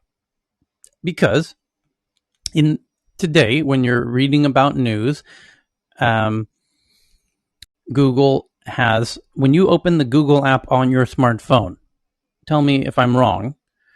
When I open my Google app on my iPhone, I have the Google bar, and right below the Google bar, I mean 20 pixels below, like half of a centimeter, is news stories, tech news stories that are incredibly well tailored to me based on my history of, based on, they're algorithmically tailored. So, and they're lovely. What a great experience that is. Now, of course, those publishers who write those stories love it because it's direct links to them, and then they get those page views and those ad views and they make money. However, that's because we're in a text-based environment, which is my phone, which is a lot of text. Now, in the not so distant future, Google could, oh, by the way, if I do a search for something like, when is the next full moon? November 19th, 2021. Right. According to Farmer's Almanac. Okay. Now notice what happened there. It's reading it back. I didn't ask it to read it to me. It tells me the answer, right? And it has the text. It shows the date, November 19, 2021. The next full moon will occur Friday, November 19, 2021 at 3:57 a.m. Eastern Time, and is known as the Beaver Moon for whatever reason. And here's the point. Google got that information from somewhere. Now, here's where this gets really interesting, because Google can collect data on every web page around the internet and bring it to you perfectly on demand, as I just demonstrated. And notice it did it in audio. Here's why that's interesting, because we are moving more towards, now that AirPods are becoming ubiquitous and the metaverse is also an audio experience, not just your eyes, it's also your ears. And that the metaverse is the next platform, and whether or not you're using the headset, the Siri, Alexa speakers in your home and office and car in the near future is itself a sort of a futuristic platform away from the smartphone. So the news that you consume in the very near future through your AirPods, through your gadgets, in your home office and whatnot, and in the metaverse will be audio based. And so the news in the very near future will likely not be text. It will likely be audio. And so those little stories that are currently text-based links, that's not how you're going to consume news in the very near future. You're going to say, give me the news.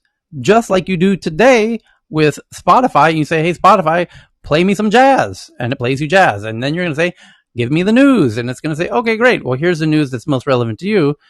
At, Friday morning, this thing happened, and this other thing happened, and this other thing happened. Okay, great. Now, Google can get all of the data of everything that's happening all around the world and all the top headlines that we do here in Tech News Around the World, where we sit down in a very systematic, very repeated format each day where we go through the top stories, and I say the source of them.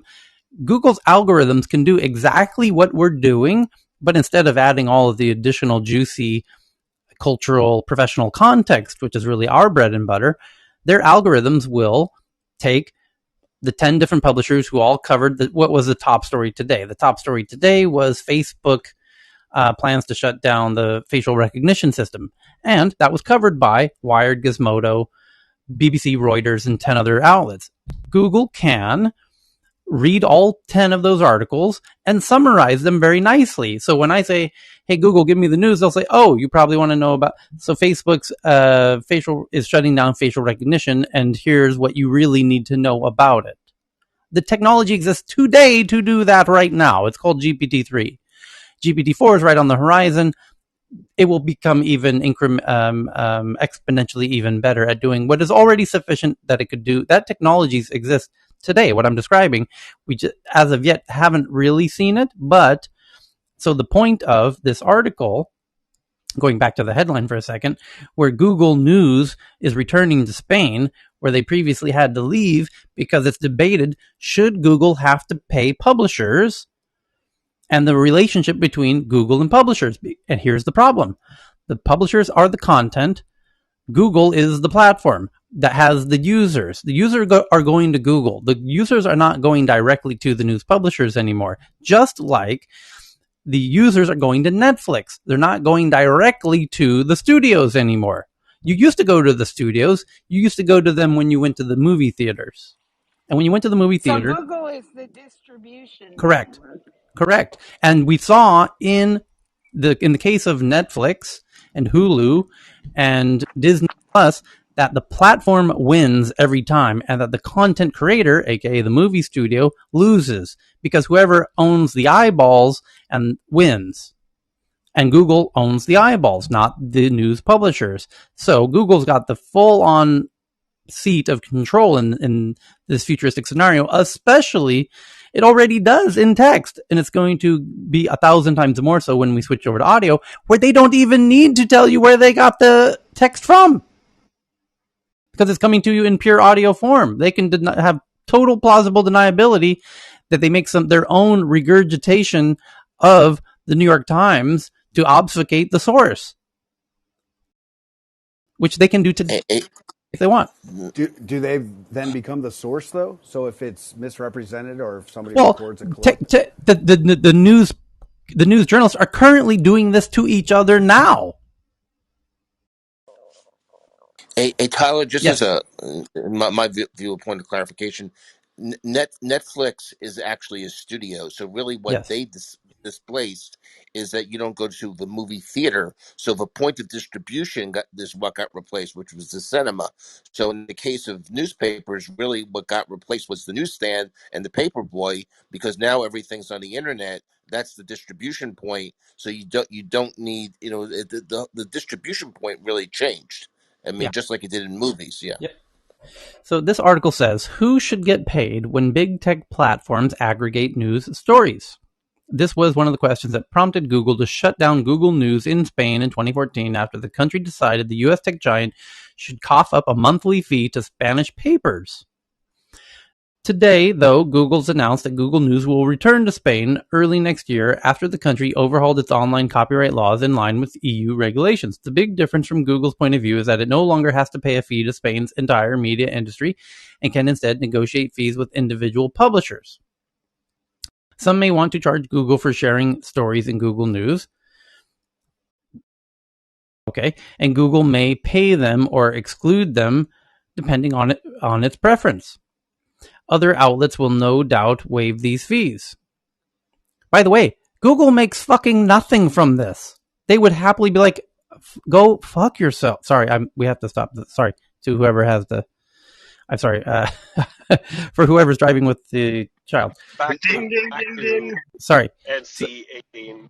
yes. but Here, but by the way, that was a stupid verdict from the Spanish whoever court. Yeah. the outlets, the Spanish courts, because if we're not getting you the traffic, it doesn't matter if we're getting a fee or not. You're not going to get the traffic.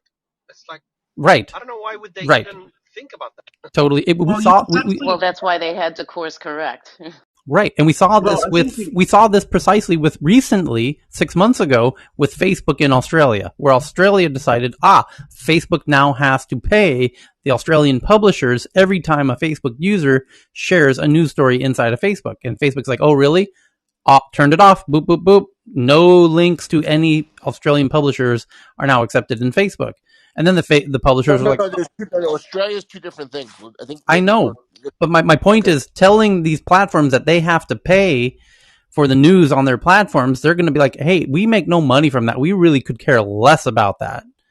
So we're Well, no, happy. no, no, no. But Tyler, so what happened? Facebook actually worked out a deal. I think it's actually part of legislation there. So they worked out the monetary thing about what gets paid for the news that would go through Facebook. The second issue in Australia, why like CNN and entities pulled out, was the liability that if you and I were an Australian citizen and we put something up as a comment on one of these stories that was defamatory, they were going to hold the news carrier like CNN responsible for our comment. That's why they pulled out. Okay, but Facebook had actually came up with a deal with the content providers. There was some sort of whatever legal compromise or legislative compromise. So those are two separate issues. So when you see the news providers pulling out now, it's because of the liability for the individual Australian citizen commenting on Facebook, and and if the comment is considered something you can sue over, then they were going to make the news provider liable. They don't have the Section 230 Right, there. right. They don't, right. People have to remember Section 230 is US based. And so we tend to think that our rules apply around the world, but they don't. But, anyways, and as you aptly pointed out, defamation and copyright laws are enforced differently in different nations.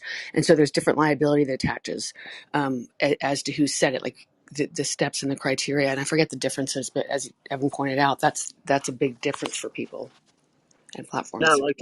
like in Canada, for example, hate speech is classified differently than it is in the UK compared to the United States. So different publishers or news organizations can be held differently accountable, uh, depending on where these publications show up. So it's an important thing to keep in mind that just in those three countries, there's significant differences that have extensive legal implications.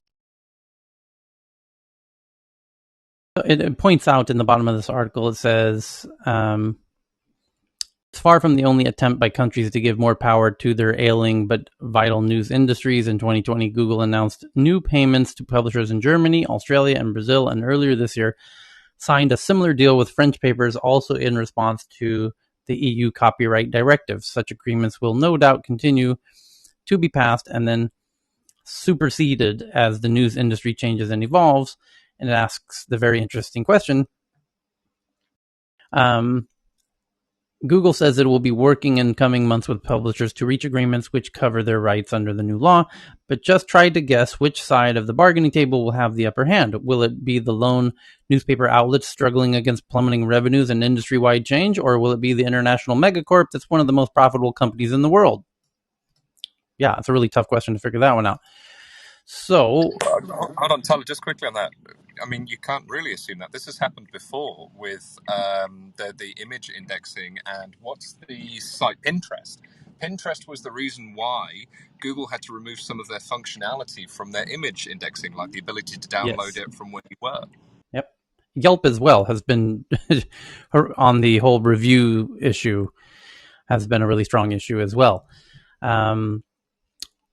Where Google takes snippets. The example, but here's the point that I really want people to remember when this topic comes up. When I ask Google, when's the next full moon, it's doing it both simultaneously in text and audio. And when I do it in text, if you type it in or if you say it in as I did, and you get the text result, it shows a link, in my case, to farmersalmanac.com, okay, as the source of that data point. Now, let's see if it does it in audio. When is the next full moon? Oh, sorry, I had the sound down. Ah! Next full moon will occur on Friday, November 19th. It gave the source in the audio. That was really interesting. I don't know if you noticed that. Watch this. When is the next full moon? We did. Yeah. Here's information from Royal Museums Greenwich. Oh, I asked it twice, the same question, and it came up with a different source at a different time. That's interesting. So, yeah, that will be the interesting issue. At least you're getting the same information. Yeah. So, the next article. But Tyler, Yes? it's really no different than the issues to me.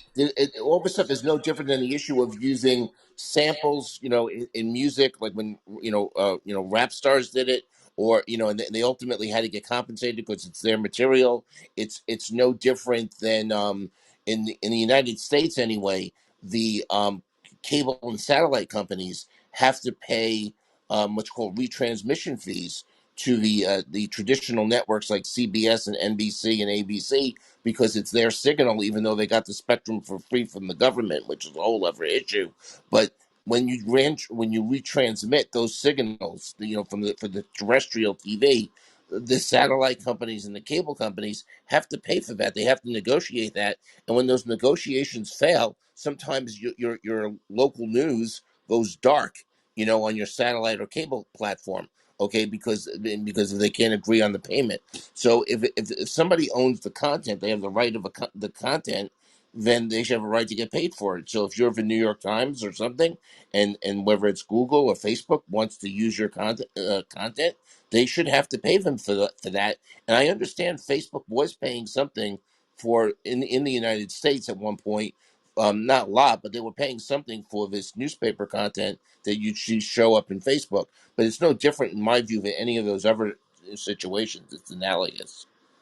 Yeah, and my point of preference with this conversation would be like no publication owns facts, right? So like if I ask for the scores on, let's say, a sporting event or even when the next full moon is, that's a fact. So these places don't own the facts, which is why like a lot of news is aggregated to a lot multiple places all at once, and that's what most celebrities or most people want, right? So unless you're asking something that's very very like nuanced where it's actually someone's opinion, and then even if you're even reading like a particular writer's point of view on or the way that they expressed um what they've put down as on the paper, then it's not necessarily taking something from a publication.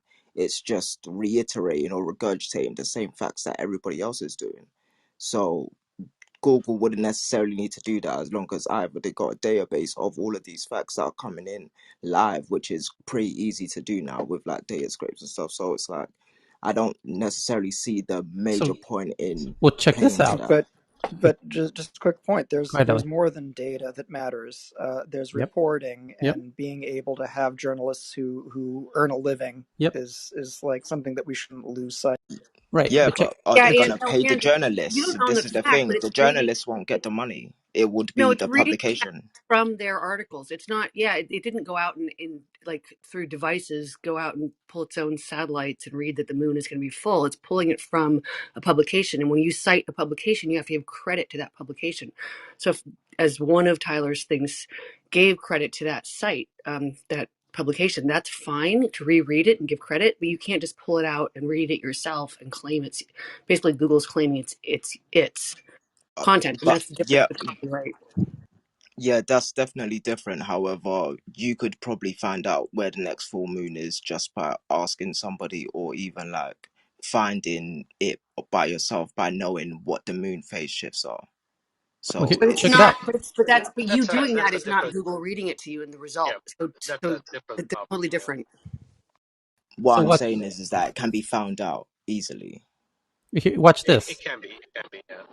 Check But this out. some gentleman said something about the satellite companies paying fees and everything.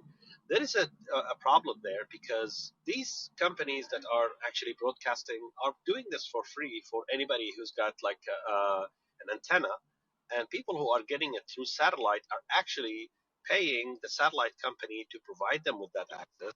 Now, the thing is, when the local company tries to negotiate their prices, you know what people do? They go to Locast, which is also free for them to get the app and stream the local news to them. So they're at a disadvantage because the way they are actually building their business model is on commercials, not on providing the content. They provide the content, they sell it with commercials, and they make their money from those ad money that is where they make their money, not from broadcasting a new content. So that's why when these companies get greedy, what happens with Charlie in Dish Network is that they yank them off the air. You don't want to negotiate a good settlement for this. That's it. You're off. People will still get to you. People are not going to get off our network because of you. But people are getting off Dish anyway because of other things. No, but Anyway. Charlie's only dropped most of the dispute with Charlie Ergen and the locals is about regional sports networks. I mean, other than with Sinclair right now, they have some issue with the local stuff generally. But if it was most of the debates on regional sports networks, so they're dumping not just Charlie Ergen and Dish, they're Sling and Hulu, they're all dumping YouTube TV. They're all dumping the regional sports networks because they add about $8 to $10 on your cable bill. Not everybody cares about regional sports, and so that's really what they're dumping, as opposed to the entire thing. Generally, they do generally want to negotiate to have CBS or ABC generally, for that type of stuff. Okay, now here's where this gets really interesting, because the next story is Tencent announces, that's the key word, announces, Tencent, the biggest tech company in China, Tencent announces, which they own their app, the app WeChat, which is the mega super app of China. Tencent announces a cloud operating system called Orca and 3 chips, one for AI, another for video processing, and a chip for high performance networks. Who cares what the announcement's about? That's not that interesting. Well, kind of is that Tencent's getting into doing their own chips. So's everybody. But the point is, the headline is Tencent announces. And the question is, where did they announce? Now, Reuters covered this, and Bloomberg covered this, and Protocol covered this, and Pandaily and NeoWin and others are covering this announcement. And so watch what happens. I open the Reuters article or the Bloomberg article. In this case, I'm opening Reuters, and it says, Shanghai, November 3rd. Chinese technology giant touted progress in semiconductor chip development and investment on Wednesday, offering a rare public glimpse into its R&D initiatives. Best known for computer games and social media app WeChat, Tencent has steadily investing in research and development of semiconductors along with other Chinese tech firms. Here's a quote. Facing scenarios with strong business needs, Tencent has had a long-term plan and investment for chip R&D, said company official Tang Daosheng, according to a post on the WeChat account for Tencent. There they name the source of the information, which is Tencent's own app, WeChat, by the official company spokesperson, Tang Daosheng, on WeChat's Tencent account, which is kind of like, you have to think of like Twitter or Facebook, and they made a post on their own platform. And now Reuters read that and made this article about it. Now here's my point. In the very near future, AIs will do precisely this, because watch what the next headlines are in no particular order. Well, in chronological order or whatever, the next one says, Coinbase confirms it is testing Coinbase One, a subscription service. Okay, now what's the source of that? Well, it turns out to be Coinbase directly. The next one, Oculus rolls out version 34, adding a space sense safety feature notifying users when objects are in the area. What's the sort of that? Oculus's blog. What's the next one after that? Netflix rolls out its exclusive mobile games globally to the Play Store. What's the sort of that? Netflix's own blog. And yet, the Oculus story is covered by The Verge, Upload VR, Tech Radar, /Gear, Kotaku, and others. The Netflix stories is covered by TechCrunch, PC Mag, Wall Street Journal, Gizmodo, CNBC, Reuters, Laptop Mag, Money Control.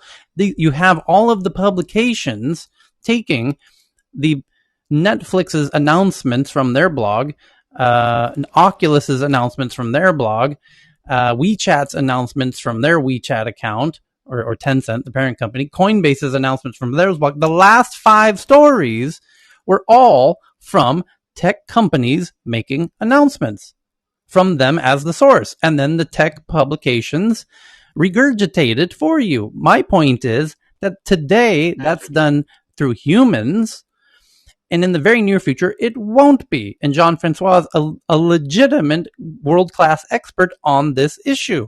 Jean-Francois, how long before AIs regurgitate these Netflix, Oculus, Coinbase headlines for us, and then there's no publication behind that?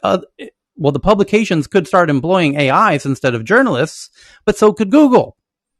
And that's where they're screwed in the very short term, like within the next few years, because now Google has an AI that's better than the Wall Street Journal's AI, and the Google's AI is going to go to Coinbase and Netflix and Oculus and read their announcements and regurgitate it, just like the journalists do today in these articles that we read, and bye publications.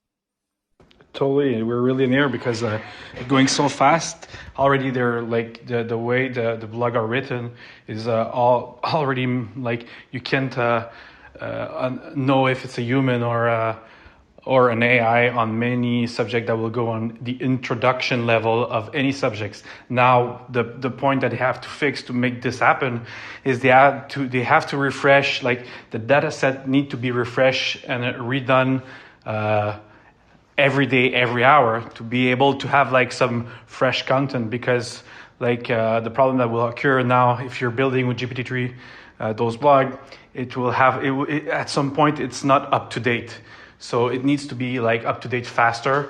And if they are able to doing so, it will be a huge game changer, because it will be able to feed a consensus regarding every opinion that exists on the web. So it will be able to build like really good articles like every day. Thanks. Well, but on the other side, a problem will arise when most of what the inputs are the products of other AI systems, right? So that humans are less and less part of the training set, even, and it'll be like AI making guesses about what other AI's opinions are. Yeah, but you're true, Eli. But like, it will improve by itself after. Like, it's like the GAN. They are like improving the algorithm, like always with the improving of the dataset too. So I understand your point, and it's true, because if there's more AI articles, you will get AI biases. But in the future, this algorithm will be like. You can imagine too, like hiring like hundreds of journalists to feed an AI newsroom, and then building consensus regarding this could be a better way to do journalism than having this kind of feed too. Sure, but I mean, my point was just being critical about keeping humans in the loop. Yeah, I think so too. I think that it's as I always said, if you use AI as a tool instead of just like the full system alone, it's always better. Eli, your comment And makes Tyler, me. Oh, sorry. Go ahead, Sam. Go on, man. there was, we've been aggregating this kind of news for almost 20 years now with RSS and Atom, adding a little bit of smartness on top of it to just grab that article and munge it in a way that appears to be like it's been edited by someone is really not that hard. It's something that anybody can do. It doesn't even require that much AI. This is what I'm trying to say. We already have sources that will aggregate all these RSS feeds for you. I don't know, Google Reader at some point, and grab this, put it in a nice way, format it nicely, add few fluff around it. Do a little search, grab the articles that are related, and say this is related to this article, and boom, that's it. You've got a publishing mill based on other people's content, and you know what? It's coming from the sources, and you're good. You can build a whole platform like that if you've got the eyeballs to actually see that. So just to recap, we just blew through like 4 headlines very quickly. So Tencent announces cloud operating system called Orca, and 3 chips, one for AI, another for video processing, and a chip for high performance networks. The next one was something called Phase Tech. Well, I skipped over this one. Phase Technologies, which wants to launch a Cricut NFT marketplace and build the metaverse for Cricut, raises $17 million from Tiger Global. That again is just a PR release announcement. When somebody does a fundraising, the startup does a PR release, and then some journalists write it and some don't. All those fundraising announcements that we read, those are all regurgitations of press releases, which will be very easily done by AIs to the point. The next one is Coinbase confirms it's testing Coinbase One, a subscription service that internal docs show could feature 0 trading fees. Oh, that would be amazing. And prioritized phone support.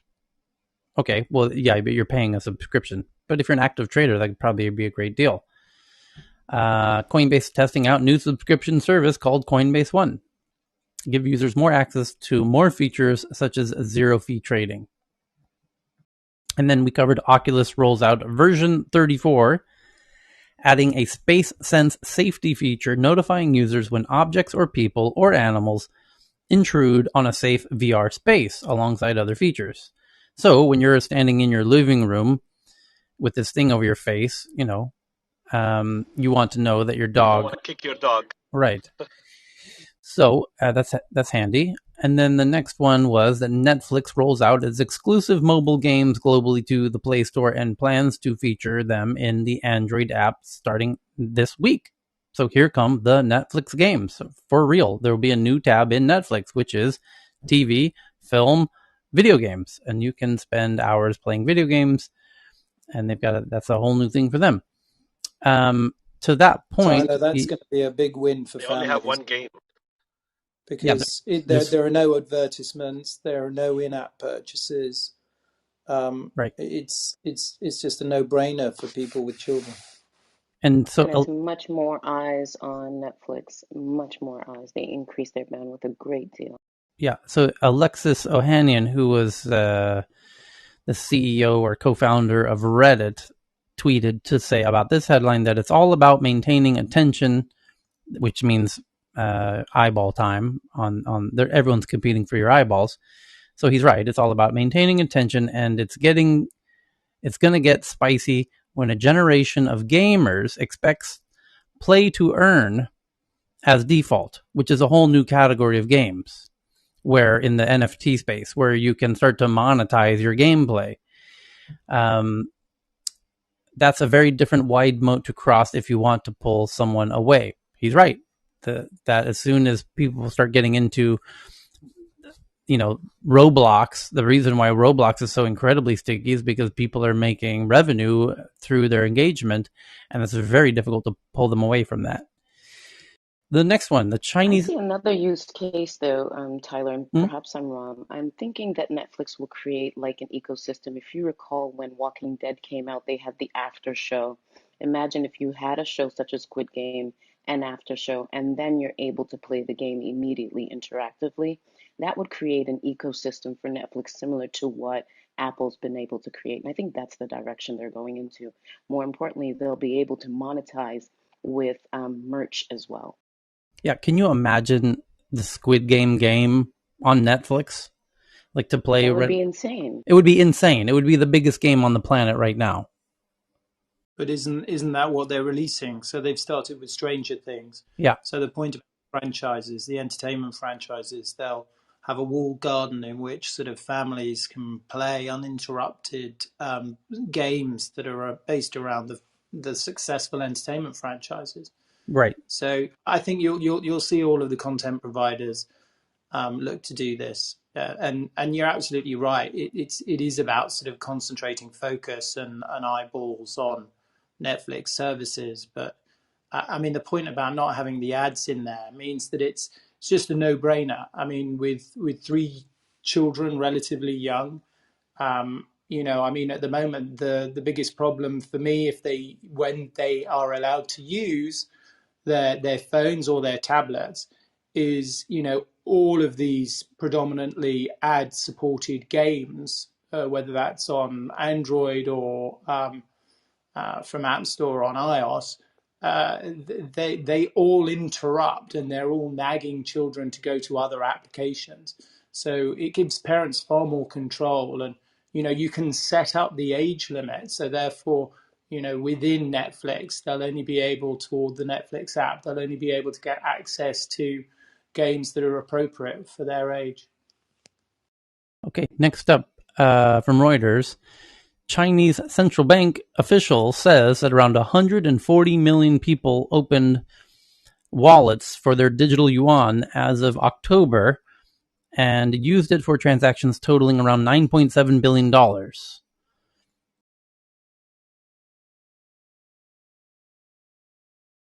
That's no joke.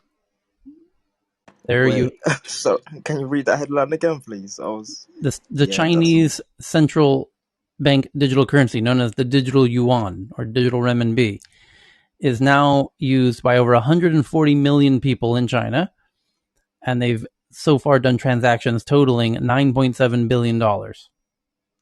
yeah, that's not a little game right there. That's big business.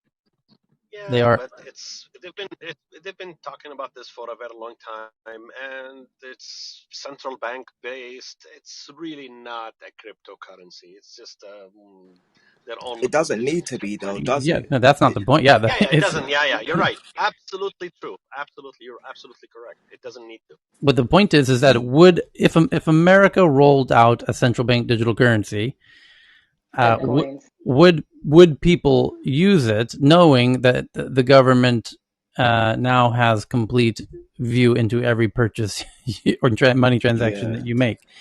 Well, China, they already have that. that level of Don't be information is just it's wild. And not only that, it was the speed and executed this. It was like I think it's 4 months now, like from the first article to now. Like it's yeah, that's incredible. well, they can do more things than just that. They can control the interest rates, inflation. They can put a expiration date on your money and say your wallet, the value of each yuan tomorrow will be worth 10% less than it is today. So you might want to go, everyone should go spend some stuff right now. Everyone go buy right now. Yeah, but But again, I again, guess that's in, the in central urgency bank for rate. Chinese to sort of remove their money, and you're seeing a lot of the citizens buy NFTs and other things attempting to transition their money. I think they see the same things that you're seeing, Tyler. This sense level of control NFTs. puts them in a weak spot. Yeah, but all the digital money part, everything in the Chinese case is just moving from one digital system to another. If they want to get out of this, they'd probably be looking at buying something like gold or whatever, Right. something of value. Yeah. Which, by So the so way, what's happening good, in yes, but very good luck trying to get gold out of China at this point. And exactly good luck getting a gold, illegal. good luck getting a gold watch out of China right now. Well, that's why they're focusing Correct. on art rather than gold, right? Because it's hard to get commodities in and out of the country without the Exactly. CCP Exactly. watching. So at the end of the day, it is central bank backed, which means they have the last say. It doesn't matter if it's fiat currency or if it's digital currency, it is backed by the government. So it is just another form of fiat currency that is just digital. In the case of cryptocurrency, it is not central bank based. And that is the main difference. That's the Yep. allure of cryptocurrencies or digital currencies, that it is not government issued. And that makes it a little bit more liberal in ways and scary in others. But that's the whole point. If the U.S. government was to issue a digital dollar, it will make no difference. Our money is already digital in our bank accounts. It's just numbers there, and they move from one bank account to another bank account without us ever touching that money. The whole idea is that that needs to be backed at some point with a little bit of gold somewhere. And China doesn't have a lot of gold. US have a lot of gold, but it doesn't cover all the money that's in circulation. So it's not. It's. I don't think. I don't see it as a big deal. I think it's just an evolution. We're gonna have this whether we like it or not, everywhere, not just in China. Good morning, Tyler. I have a little news for you. Go ahead, Luis. Visa's people are actually here on feet. They're here exploring, learning, and getting involved in the NFT space. I believe they have a budget and they're going to be sponsoring NFT projects in the future. I've met them, I've spoken with them, and they're here in New York City at the event. And I thought I'd let you guys know. Oh, you're at If there's any... NYC NFT? Yes, I am. I've been Oh, here for very 3 cool. weeks. What else can you tell us about? That's one of the biggest events happening in tech land at the moment. What can you give us a little update? Yeah, I think some of the most... I mean, I've been in tech, not long as you, but for a while. And the VR explosion that I experienced was sensational back in 15, 16, 17. However, something about this is much more powerful than I can explain. And I'll do my best to give you a little insight. Traditionally, in startups and in the world of trying to raise capital for new technology and very interesting things, it's a very competitive space. So if you're at a convention, and you want the VCs to look at you, there's a lot of stress and hurdles, and ultimately there's a disconnect between the artist or creator and the VC capitalist. Often, not always, but often, and it's difficult to please those. This is completely different. There's nobody here talking about trying to raise capital. It's like, can you provide the coolest thing to a fan base, and can you figure that out? That changes the narrative because now it's the artists leading the technology as opposed to the money leading technology. So these meetups are nothing but pure artists. And then the developers are here and we love hanging out with each other. And we can't help but just keep laughing at all these wonderful, funny, goofy, silly ideas that they're like, that's stupid. And like, let's fucking do it. And then it turns into something ridiculously valuable. That's happening in every single meeting, every single restaurant. I can't believe how many people I've met and trading numbers. The synergy and the power seems so infectious. I believe it's an under I know everybody says NFTs are a big thing. I think it's bigger than we can really imagine. All sectors, I believe, will be affected. Studios are in trouble. Record labels, that's going to go away. This is going to get figured out. There's just too many creative, smart, intelligent people who have the money to experiment, make a mistake, and try again. Because the attitude is this: if your project doesn't go, that doesn't mean it was bad. Just do another one and keep doing them until you figure it out. So that's what's happening in the space. People are here from throughout the entire world. Nobody even goes to the conferences anymore. We just want to go have lunch with new people and come up with new ideas. If you have any questions, here's one of the coolest things. Entire Times Square, all the LED panels, I believe it was Monday morning at 8:15. All of them started turning into NFT videos. And just for NFT drops to rent the LED screens of Times Square, the biggest ones around, you knew there was a takeover slowly coming. Thank you. Yeah, we heard that there was Shiba Inu had one of the biggest Times Square promotions, which got its people started writing articles about it because it's kind of an unprecedented, move. Very cool. Not only Yeah. Shiba Inu, there are small. This is like mind blowing. You can buy an NFT, and if it's something that's just popular, American Outfitters, I guess they're an American brand, or clothing brands that are familiar, they're cutting deals with people that have an NFT so they can distribute that NFT through their distribution lines. And that's being posted on these screens. The Shiba Inu thing, I didn't get to see. I'm sorry. There's just too many of these projects going up on the screens. It's quite overwhelming. There must have been hundreds, maybe even thousands that were on the screens. Very cool. Next up, some fundraising announcements. Honeybook, which offers business management tools to SMBs, raises $250 million from Tiger Global at $2.4 billion valuation. And Bloomberg says they have sources that ByteDance co-founder, who stepped down as CEO in May, has left the board. After stepping down as chairman, the CEO will become the chairman. And Microsoft will bring its mixed reality platform called Mesh with 3D Oh avatars God, he comes Mish again. and VR support to their Teams communication app, their version of Zoom, in the first half of 2022. And it looks like, you can be a Disney character avatar, which tracks with your physical movement. It kind of replaces your physical presence in this Zoom call with a Disney character version of yourself. Not so different from Dr. Fran's avatar, actually. And This is the third time Microsoft brings something called Mesh as a mm-hmm, product. mm-hmm. It's not the first time. Like there was Microsoft Mesh, there was Live Mesh, and now this is Teams Mesh. They like that name apparently. So it's Try doomed to to fail, is Teams what you're Mesh is saying? supposed to be like a VR experience. It's supposed to be like their metaverse for Teams. Yeah. Right. So So enterprise. yeah. Pretty much, as we know, Microsoft is a productivity kind of company, and Oculus, Facebook, Meta, whatever what you want to call them, they have their own Horizon Workrooms platform, which integrates avatars similar to Dr. Fran's avatar, and you get to collaborate with your coworkers or whoever you want. And so this seems to what Microsoft is following track on. Same concept.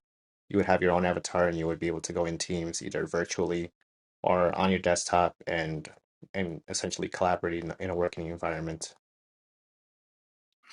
The one aspect of that is supposedly there will be AI utilized in those 3D avatars, such that it could sense your voice, your tone of voice, and your expression and all that.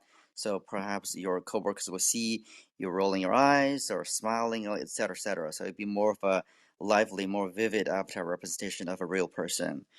Supposedly, it's to relieve the conference call fatigue that we've all had during the pandemic. That's one of the sort of features, but how important that is, it remains to be seen. But at least it's a move for Microsoft to try to, get into the metaverse in the corporate world, as what Facebook slash Meta is trying to do in the near future. So Ben, are they doing face scanning, Correct. Yeah, or is it? Tyler, Or, did you see the I video? Uh, wouldn't say they're not doing scanning the G's, and I feel like this is more like Sims rather than a metaverse type reality, if you understand what I mean, because you're so, not so you have to traversing the launch world, you're going a to imagination. meetings. No, they Yeah, were face scanning. It was like Project Cambria. They were face scanning because they were That's what I thought on replicating the Yeah. emotion. Flophoxy. Yeah. my understanding is just the AI is sort of detecting, your maybe projecting eyebrow raising or something, some sort of a AI algorithm built in. I believe it's relatively primitive. It's not something fancy that can be like a real representation of who you are. And maybe they're doing more than that by incorporating your previous voice, enunciation, your rhythm of speaking, so that that can be reflected in the avatar more than just a static one, but rather it's more of a dynamic 3D version to make more like your colleagues are viewing you in the avatar form, a live dynamic version, not just a still picture. But how good that is, I don't know the details, but it remains to. Yeah, you should Well, look the at the avatar video. that It's I'm really using for my PTR is from Horizon Worlds. I'm sorry, whoever I interrupted. that's fine. I was just going to reference the video because it almost seems a bit Sims-like as who was saying that? Dalimer was saying, because it's only top up, but there's inflection, there's movement with the characters that's more VR like. So it's sort of like that in between. It's not as detailed in the facial structure, that's for sure. So what we saw with Zuckerberg's product is quite different with this. All the same, it's extremely incredible and unique. It'll The depend what stuff kind of camera. Sorry, go ahead, Dr. The stuff that they showed in the Meta reel was mostly CGI. It was not the actual avatars. You don't have facial recognition and tracking in the apps, and you don't have legs either. And I was at a meeting last night with some of the devs from Meta. From Horizon World, and they said that legs are not going to be coming along for a long time because they don't have foot tracking on the yeah. Oculus. I want to say legs are so hard. Like, I don't know if anyone else has done animation here, but doing a good walk cycle and then being able to articulate that to how someone's personality is and their bob is all, everything about it is one of the most craziest things about animation, and it's one of the first things that they try to teach you, because all throughout you're gonna have to be doing that and being able to do foot plants like I believe it was Francine that was speaking said. So yeah, like I don't see feet in very very recent. It's gonna be quite some ways away. But Yeah, honestly, Dr. Well, once Fran is they get correct that on the down, feed it's aspect. gonna be hard. Honestly. I Yeah, think at Dr. least from Fran the is correct on facial. the feed aspect. John Carmack confirmed that they're not going to be focusing on the feed because would require adding more sensors and cameras to the bottom part of the Oculus, which is not a priority at the moment. What they want to focus more on is getting hand tracking and face tracking and all that, the upper body first, and then focused on the other things later. Yeah, the lower body looks like you're a crab if you're using any sort of motion tracking. You don't have the skeleton scaled properly now. But the interesting thing will be is if a company like Microsoft for its Teams platform will use, for example, the Face ID camera on an Apple device to make the facial expressions more representative of what the person is kind of showing, because we already see that being used in game engines like Unity and Unreal Engine for game developers, where they're using the front facing camera, the Face ID sensor array, to generate more accurate representations of the facial expressions that you are making at any one moment. So if anyone's seen the Unreal Engine baby videos, those look really impressive. So the interesting thing there is, can a sensor array that is specifically targeted for geometric extraction able to achieve the same kind of fidelity if you have a lower fidelity sensor array? So Oculus showed that with their hand tracking, that they don't necessarily need a leap motion to achieve leap motion like hand tracking. So I think as the technology progresses, we won't even need these more fancy sensors to extract some of these expressions. And I think that this is the technology that they use on Alter Ego show on Fox. Okay, there's a really interesting article from Time magazine that says Facebook let an Islamophobic conspiracy theory flourish in India despite employees' warnings. And again, obviously internal document where employees are debating everything endlessly. As I said an hour ago, that one of the big revelations of the big whistleblower brouhaha is clearly that Facebook employees are debating everything all the time. If there's anything worth debating, they're probably debating it. That seems to be the culture over there at Facebook, and they're pretty transparent about it. So this is pretty much a given at this point that Facebook employee internal, despite employees' warnings. I mean, a lot of these whistleblowing articles lately are blah blah blah blah blah, despite employees' warnings. Blah blah blah blah blah. No, it's not that they're warning; they're debating, and Facebook has 60,000 people. You're going to have people from all sides debating these things. That seems to be their company culture. Like any of my Jewish friends' families, by the way. Any of the Shabbat dinners I've ever been to were very healthy debates. It doesn't mean those families don't love each other. It's and there's not a whole lot of people leaving Facebook. It's a very seemingly healthy environment where they debate all of these issues. I'm honestly kind of liking what I'm seeing in this regard, that they have these big open debates the way that they do. Anyway, but they're trying to twist it like that the experts in the company are raising some warning, and the executives are like, no, we puffing their big cigar. No, we got to keep the money rolling. It's like, I don't think that's exactly how it's playing out over there. I think they're legitimately debating what to do on these issues. I'd So, rather work with a company that allows debate than one that would silence your thoughts. well, wait till you hear the mic drop reaction from Facebook to this article. And kudos to Time for being legitimate journalists who, actually reached out to Facebook to say, hey, we wrote this. Would you like to make a comment? And of course, they made a comment because it's Time magazine. And that's real journalism. And now you'll know why the other publications, when you see the response from Facebook, you'll understand why they're not reaching out to Facebook for comments, because when you hear the comment, you realize your article's a piece of trash. So in the video posted, it talks about that there was a video, and the video got 1.4 million views. That's what this article is about. And the video is about what's called love jihad. And love jihad, as the article says, is a conspiracy theory by Hindus in India that Muslims from perhaps Pakistan are intentionally marrying Hindu women to convert them to Islam, to grow Islam that way.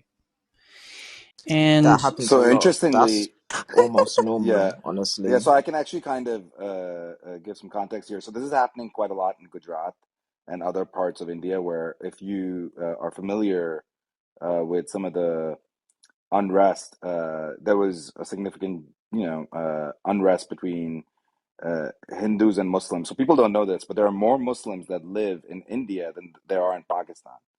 That's something that most people don't know. There's a huge Muslim population in India, and over the past 10 to 15 years under BJP, which is the ruling party with Modi, there's actually been a significant uh, uh, there's been significant unrest around this issue, and actually a lot of coercion. And I'm struggling not to use the G word in Gujarat Mm-hmm. specifically, but some people would say, some people claim, how about that, that there's been a genocide against Muslims in Gujarat specifically. With this specific issue, this led to significant, like when we talk about how Facebook may have been a platform where people were able to wage genocide against minorities. This was one that did end up having that impact in Gujarat, and it was in the news quite a lot about 6 months ago. And then this new thing that people are really scared about, it does have a big impact. Again, the question being, if you say something negative about the ruling party, it gets deplatformed pretty quickly from Facebook, because they don't want to lose, their partners, or lose the government's support in India. But this other side, now they have a choice to decide whether they want to or not. And of course, the ruling party, which has been deemed pretty anti-Muslim, they have no issues with this going around. So this is a real rumor that you will hear. Even some of my Indian friends were asking me, like, "Hey, is this real?" And I was like, "No, I don't think so." But again, this was actively going on, and I will say I appreciate the fact that Facebook even cares, because, like, I imagine most places they don't even care about this kind of stuff. Like, hey, I wonder how many telecom companies are like, are people using our phones to make phone calls to make this happen? We all remember those movies where you'll see someone send a text and a bomb goes off. I mean, did anybody ask the telecom companies whether they screen every text to make sure it's not sending a code? I That's mean, I'm just saying, what a like, great question. like it's just like the most obvious, like no one's asking these You're telecom enabling companies to bombs. screen Yeah. every phone call. Exactly. And so, like, you start having these conversations and it's just like, okay, is anybody going after uh because again, it's easier to go after the tech, but the people The that are issue is a doing social this. issue. Yeah. Yep. Exactly. So it says, Yeah, and it's much. Yeah, I just wanted to make a quick point that it's much harder to task a company to deal with a social issue. Like that's probably one of the hardest things to deal with. So, I wouldn't like ever try to put that on one particular entity. so it says, the article says that there was a video that had 1.4 million views in late October, so a few weeks ago, and the video was the top post related to love jihad. This Are concept. they real views or bot views, Tyler? Say again. Real views or the bot views? You know, the fake way you promote some videos by increasing the view? I don't know. Oh, I see. Was it a sponsored post? I don't know. That's a great No, question. no, no. Was it views by human viewers as opposed Right. to machines that crank up the views? Yeah, I don't know. This is the honest answer, and the article doesn't say, unfortunately, but it says that it's a Islamophobic conspiracy theory that suggests Muslim men are attempting to wage a holy war against Hinduism by marrying and converting Hindu women to Islam. Facebook banned QAnon in October 2020, designating it as a militarized social movement, but the company, Facebook, has not applied the same definition to love jihad. Well, I imagine because love jihad isn't quite as egregious to the government as QAnon. And I imagine the US government didn't want QAnon and told Facebook to shut that down. And I imagine the Modi government, as Dr. Donish just said, doesn't really care about the love jihad thing. It's a video with 1.4 million views. Um, so the government isn't asking them to remove it, so they're probably not removing it because the Modi government is constantly asking Facebook to remove stuff, and they're constantly removing stuff. And if the government asks them to remove a video, they'll remove it. They'll do whatever the government says. But if the government's not asking them to remove stuff, then Facebook probably somewhat reasonably assumes that there's probably not an issue if the government's not asking us to remove something. So, and this article even admits this by saying the company has not applied the same definition to love jihad, which began as a fringe conspiracy theory, but began to enter the Indian political mainstream around 2016 after being taken up as a narrative by Hindu nationalist groups. Facebook is aware of the danger and prevalence of the love jihad conspiracy theory on its platform, but has done little to act on it, according to internal Facebook documents seen by Time, as well as interviews with former employees. The documents suggest that political sensitivities are part of the reason that the company has chosen to not ban Hindu nationalist groups who are close to India's ruling party, the BJP. Yep, exactly right. They're not going to take down the government's friends in India. That's that wouldn't make a lot of sense. Keep in mind, this is India. They are a sovereign country of more than 1 billion people. They control their politics in their area. So now they asked Facebook for a comment. Here's the comment. We make decisions on content based on whether they violate our policies, not because of someone's political position, party affiliation, or political point of view, Facebook said in a statement. We have removed several pieces of love jihad content on the platform that violated our policies and will continue to remove violating content as we become aware of it. Checkmate. You have no point here. And by the way, the important point that is not revealed here is, which Indian media did reveal, WION, W-I-O-N, which is one of India's biggest news outlets, did a whole amazing piece on the New York Times hiring for a new journalist to cover India. And it's the most bizarre job post I have ever seen in my life. And the WION journalist who's reporting on that story also had to stop several times to be like, what kind of job posting is this? Because the whole job posting is India is become wildly nationalistic, and they're going on and on, ranting about how the New York Times is clearly anti-Modi, like extremely anti-Modi. And the whole piece sounds like you're writing a piece about how Modi's the devil. And it's like, is this a job posting? You're actually posting this is for someone to apply to? Because it sounds like an article about how you hate President Modi, Prime Minister Modi, forgive me. So now keep that in mind, that here's an American publication who's writing a piece, how you're not taking content down that we think you should take down, and because it's this political issue in India. Okay, so you as a publication don't agree with the leading party of India. That's between you and India. So Facebook comes in and says precisely the right comment. What a genius comment from whoever they asked the question to, that, hey, we don't get into politics. We have a policy. We make decisions on content on whether they violate our policies, not because of someone's political position, party affiliation, or political point of view. What a brilliant way to deflect the issue. So, anyways, it's getting very interesting how their American media is trying to stick it to Facebook for how things are happening in other countries in ways that those publications don't like.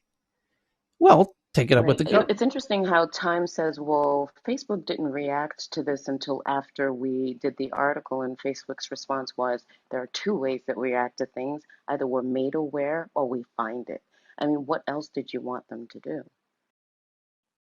Yeah, it says Facebook only removed the video after Time asked about it in late October. Yeah, it had 1 million views. Come on, that is far from a viral video. Freaking Barstool Pizza dude, what's his name, who does pizza reviews all over the East Coast. What's his name? Subway's gets more. The Dave Subway guy got more. Dave Portnoy's pizza reviews get a multitude more views on every single pizza review, and he's done thousands of them. And every one of them gets millions of views. Have you even heard of it? Have you even heard of David Portnoy's pizza reviews? And now you're talking about one video with less than any of his pizza reviews? And you're wondering why it wasn't taken down? In a country with 1 billion fucking people where they regularly get 1 billion views on videos? Come on. Anywho, yeah, if the government has a problem, they'll tell Facebook. Facebook will take that stuff down. And as they said, they've already taken some down. And you show them something egregious that violates their policies, they'll take it down. What you're not seeing is articles saying Facebook's violating its own policies. We asked them to take down a video that clearly violates its policies, and they're not taking it down. Go ahead. Oh, hey, Time Magazine, if you want to start being a Facebook moderator, jump right in. That's a hot new job for you right there. Oh boy. Yeah, that's free labor. Get busy on that. Hey, I'm sure Facebook said, hey, you know what? Thank you very much for saving us about 1/10 of a penny by finding a video for us to take down. Please send us, here's the hotline for you to contact if you find any other videos. Thank you very much. By the way, if you would like to work as one of our content moderators, we pay at $3 an hour. And also make sure that your error rate is definitely low. We'll be watching you. Hey, quick breaking tweet. Sure. Our own Evan Crystal was the 10th top influencer to watch in 2021 and 2022. I just sent that to you on back channel. Ooh, let me see it. You mean in you're using Clubhouse back channel? I can't use it because I'm using or actually I can. Club Deck does have it. Hold on, I just never do. So my apologies to anyone who's ever sent me a Clubhouse back channel message because I don't use it. I use Twitter DMs. But only because of, it's not that I have any problem with Clubhouse's app. It's that I'm using Club Deck where it's not as convenient to use it. So I'll also tagged Tech News Around the World in a comment, so okay, maybe you perfect. can find it that way. Okay, I will find it right now then. Let's jump into that. How many minutes ago was that? Less than 2. I got it right here. Here it is. 50 top digital influencers to follow at the end of 2021 and in 2022. And in number 1, as you said, is Eric Topol, physician, scientist, author, editor. Anyone else of note on this list? Lex Friedman. Jan LeCun. Number Jan 4. LeCun is number 2, AI and Facebook. Yeah. And Mark Benioff, number 6. And there you go. Digital influencers to follow. Tyler, you don't have anything when I click on your whatever your face avatar, whatever you call this profile picture, you don't have the messaging thing to send you a back channel. At least I've never seen it. I just checked again. Like everybody else has that. There used to be yeah. Maybe I turned it off. Yeah. Yeah, I thought you did a long time ago. That's why. Yeah. Hopefully I did, because if so, I've got a million messages I've never seen. But next article is that DoorDash rolls out something called SafeDash, an in-app security toolkit for its delivery drivers in New York, Chicago, Philly, Detroit, San Francisco, and Los Angeles. DoorDash is introducing SafeDash, a new in-app security toolkit aimed at helping its delivery providers feel safe while they work. Meaning what? How are you making them feel safe? The company has partnered with ADT to launch 2 new features within the toolkit. The Safety Reassurance Call feature lets users contact with ADT agent through the Dasher app in instances where they may feel unsafe. The ADT agent will remain on the phone until the individual feels safe. If the incident escalates, it's like a digital whoopee. If they're in the hood or something, I'm right. guessing. Sir, by the way, there are some of the, what's the funniest comedy skit I've seen in a very long time? Who was that? Dave Chappelle, where this white lady calls 911 and a black lady answers, and the white lady's like, "There's a black man and he's scaring me and whatever," and she's like, "Okay, I need you to," and he's driving a Mercedes, and she's like, "Wait, what kind of Mercedes?" And she's a nine. The black lady's a 911 Is it call, a and she's signal like, class? and she's like, I need you to listen very closely. I need you to look at his hands and tell me if he's wearing a ring. And the white lady's like, no, I don't see a ring. Okay, I need you to listen very closely. Where are you at right now? She's like, I'm on the corner of so and so. She gets up and runs out of the room. Is he handsome? Yeah, yes, it was something like that. It was a very funny skit. Anyway, it says if the incident escalates and the person is unresponsive for a period of time, oh boy, ADT will contact 911 to request an emergency response to their last known location based on GPS from their smartphone. DoorDash is also, that seems kind of useless. So why can't they could just call 911 themselves if it's a real emergency? And what? And you know, one thing, is it just me or is anybody else surprised that ADT is still around right now? I thought they were dead like years ago. Oh, hey, Danish, it's MC next to you. Actually, ADT has recently partnered up with Uber and other apps to be their in-app safety partner. So this Oh, is wow, interesting. a thing they're doing with all of the delivery companies. Yes, it says DoorDash says it plans to develop more features for the toolkit and is looking to launch virtual education resources, etc., in-app guidance in the future. It's worth noting that DoorDash's safety toolkit is similar to Uber's driver's safety toolkit, which also includes an in-app emergency assistance button and several other features. Okay, well, This news is more about ADT. Now that I'm hearing, like, look at ADT. You know, good job reinventing yourself. Because you know, when I think of ADT, I think about like the security systems my parents would have in their homes. You know, like this is like old school, like OG. If people remember some of the commercials in the US for it, and look at them reinventing themselves. That's pretty awesome, actually. They are there for 147 years now. It's crazy. Hey, And Tyler. We home actually, securities. Go ahead. hey, thanks, Elon. Hey, Tyler. Grab actually has this for their drivers, and we've actually done like a lot of user research on like safety centers per se for drivers, and they could care less. They actually don't use it whatsoever. They're like they pretty much do what you said, right? They just call 911 or whatever it is for emergency in their country. No one uses this shit.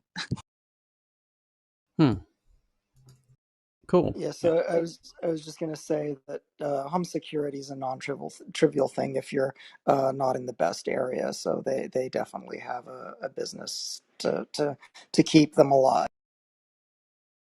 Okay, next up is the criminal group behind Black Matter ransomware announces plans to shut down the operation, citing pressure from the authorities. Interesting. This is a Russian hacking group now operating in the Ukraine. I wonder if the article will say that. It says the criminal group behind Black Matter ransomware have announced plans today to shut down their operation, citing pressure from local authorities, meaning Ukraine. The group announced its plan in a message board in the back end of their ransomware as a service portal, where other criminal groups typically register in order to get access to the Black Matter ransomware strain. The message dated Monday, October 1st, and obtained by a member of the VX Underground InfoSec group is pictured above and translated below because it's in Cyrillic. So it says, due to certain unsolvable circumstances associated with pressure from the authorities, the project is closed. After 48 hours, the entire infrastructure will be turned off. Issue mail to companies for. It sounds like, well, no, that was October 1st because we just read about a dozen or so, I believe it was 20 folks in Ukraine were just busted, cyber criminals. So maybe they were part of this group, and so that's why they can't exist with some of their key team members no longer operational. While the group did not explain the which led to the decision to shut down, their announcement comes after three major incidents that have taken place over the past 2 weeks. The first of these were reports from Microsoft that linked the FIN7 cybercrime group, considered the creators of the Dark Side and Black Matter strains, to a public security firm named Bastion Secure, through which they allegedly recruited underwriting collaborators. The second is the fact that security Emisoft had secretly developed a decryption utility for Black Matter, which the company had been secretly offering to victims in order to avoid them paying the group's ransom fees. That's fucking awesome, though. Huge kudos to MCSoft for coming up with the decryption utility so that people can, decrypt what their when these ransomware lock up all of their data. Encryptors. Yeah, and Yeah, the thing is, either they were able to their IT and get keys, algorithms, or the malware was really just like basic and sloppy. Because like if things were, nobody would have been able to generate a decryptor. it says the third was a report in the New York Times Sunday that announced that the U.S. and Russia had started a closer collaboration aimed at cracking down on Russian-based cybercrime and ransomware gangs. This is of importance because the FIN7 group has been historically believed to operate out of Russia. Yep. Fin7's recent announcement also comes after the operators and members of multiple ransomware operations have been hunted and arrested all over the world this summer. For example, in their previous incarnation as DarkSide, the Fin7 group had to pull the plug on their operation after their servers were hacked and the cryptocurrency funds were stolen. In addition, rival ransomware gang R Evil shut down not once but twice, with the second time in October after law enforcement backdoored and hijacked their dark web servers. Furthermore, just this past week, Europol detained a Ukrainian group who orchestrated more than 1,800 ransomware attacks with strains such as including a devastating attack on aluminum producer Norsk Hydro, and that's the one I was referring to, where it was like a dozen or 2 dozen were detained in the Ukraine. Anyway, yeah, it's the Biden administration is not fucking around, which they absolutely should not be doing. I can guarantee you the FBI, the CIA, and cybersecurity agencies are telling Biden how serious this is, and he's taking it with the proper warnings. And is wow, I gotta say, I'm rather impressed with the progress that's being made to push back against all this stuff. So the next one is that an Indian ride-hailing company, Ola, reports its first operating profit since beginning operations a decade ago, $12 million for fiscal year ending in March 2021. And Siam Commercial, Thailand's largest bank, in which its king is the largest shareholder, acquires 51% of crypto exchange BitCub, which is also from Thailand, for $535 million. So Thailand has another unicorn. That's number 2 as far as I'm aware. And interesting to see Thailand's biggest bank, which is owned by the king, buying a crypto exchange. I think you know where this goes next. Which means Thailand's now going to have a government crypto exchange because Thailand's very interested in crypto at the government level. And this sets the stage for a central bank digital currency and their own state exchange, crypto exchange. Why is Thailand interested in cryptocurrency? I think what they'll try and do, because nobody pays taxes in Thailand, basically, and I think they would love to create an environment where they had a lot more transparency into everything. You mean CBDC or cryptocurrency, Tyler? I think they would be happy with either. I think they would do a CBDC first. So the next one from Reuters says they have sources, and this is a crazy one that we read when we were here 10 hours ago, that Myanmar, aka Burma, that the junta who took over Myanmar a couple of months back, like February or whatever, has tasked thousands of the soldiers of the military junta to create fake Facebook accounts to allege election fraud and denounce anti-coup protesters on social media.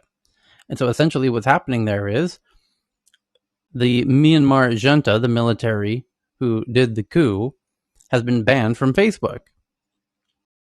And so now the military is saying, we're not allowed to have a Facebook account, huh? Okay, well, we've got, 10,000 soldiers. Hey, guys, why don't you each create 4 Facebook accounts and start flooding Facebook saying that, that the coup is actually, the nice guys and da-da-da-da-da-da-da-da. And this is a really interesting concept because we've been talking about how Facebook just recently, 48 hours ago, shut down thousands of fake accounts in Nicaragua from the government. And they tracked down the source of these accounts to the actual government buildings. And the operation times windows was from 9 a.m. to 5 p.m. very strictly, Monday to Friday, not on weekends, with an hour off for lunch. Wow. Interesting use of Facebook accounts. Clearly, government actors are using those accounts. Doubled by the fact that they were tied back to actual government buildings. And then the question is, we did a poll when we were here last time, 8 hours ago, and I asked the audience, what percentage of countries do you believe are doing similar things, where they're using Facebook for intelligence gathering, narrative crafting, whatever you want to call that entire huge umbrella of activities on social media? We did that poll. Turns out that it's between 80 and 100%. People felt that somewhere between 80 and 100% of countries are doing this. I personally assumed a bit lower. And nonetheless, it was rather a strong lease of the audience in our previous gathering, which is, a bit more of a European audience. It was really interesting to do that poll. And then the question that I think is interesting that I've never heard anyone else iterate is that in the case of Nicaragua, the American government doesn't like the current Nicaraguan government, and they have an election coming up. And I imagine America's telling Facebook, hey, take down anything to do that's supporting the Nicaraguan government. And Facebook says, oh, well, we've got these thousands of accounts that they're using there. We can take those down. So, okay, great. Because that election's coming up and we don't want to see them be reelected to, another term. And the point is that Facebook has to be careful with how it does business in every single country, because if it takes down the Nicaraguan government's thousands of fake accounts, the Nicaraguan government's going to realize, oh, we don't get to use Facebook how we want to use it here in Nicaragua. Only our opponents do. Fuck that. Get out. And now Facebook's lost Nicaragua. And that's the importance of the poll, because the question is, if Facebook doesn't play friendly with the government, they risk getting kicked out. And as the poll said, 80 to 100% of countries are doing this. Well, if Facebook did the same thing in every country, there would be no Facebook. If 80% of countries are doing what Nicaragua's doing, and Facebook does something the government doesn't like and removes all of their intelligence gathering and narrative crafting and lets their political opponents use Facebook, next thing you know, that they're being told they can't operate in that country. 80% of countries, 100% of countries. So, and don't forget, it's an American company, Facebook. And America has its own geopolitical interests. And this is where it gets really, really interesting. Like, really fucking interesting. Watch this. Kara Swisher, who wrote a piece for the New York Times, had this amazing article just a couple months ago, called "The Crackdown in China is a Hot Mess and It's Coming for Us." And she says at the start of the article, one topic at least, and by the way, Kara Swisher pulls no punches. She notoriously is a bulldog of a journalist. and especially on issues related to Facebook and Mark Zuckerberg. She pulls no punches whatsoever. She will tell you and she's no fan of Facebook or Mark Zuckerberg. And so, but she says, I'm reading it right from the top. On one topic at least, Mark Zuckerberg was right.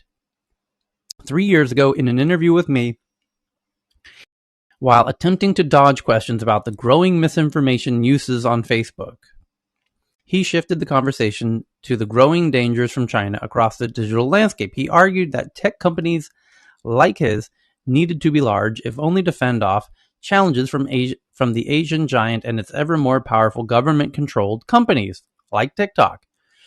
Here's his quote. If we adopt a stance which is like, okay, we're going to, as a country, decide that we want to clip the wings of these companies like Facebook and make it so that it's harder for them to operate in different places where they have to be smaller, then there are plenty of other companies, he said, that are willing and able to take the place of the work that we're doing.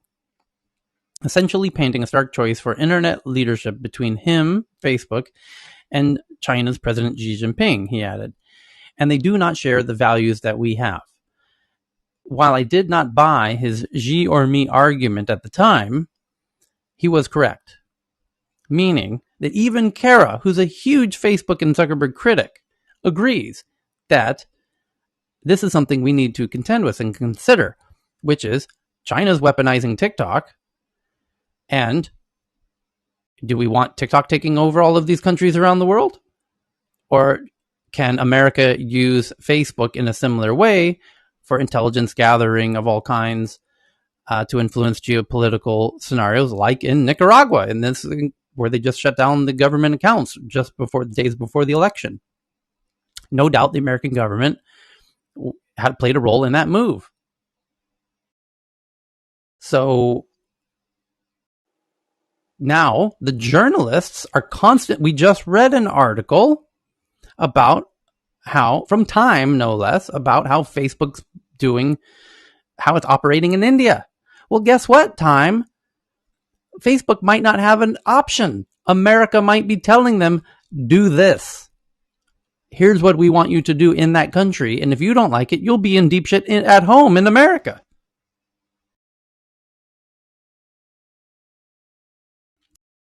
Just food for thought. We're going to end there and hand it over to Messi. Are you ready for your Africa room? Thank you. Yes. Thank you, Tyler. Yep. Hope everyone please do join Yep. us. You see the link. See the link at the top of the room. We'll see you there in a minute.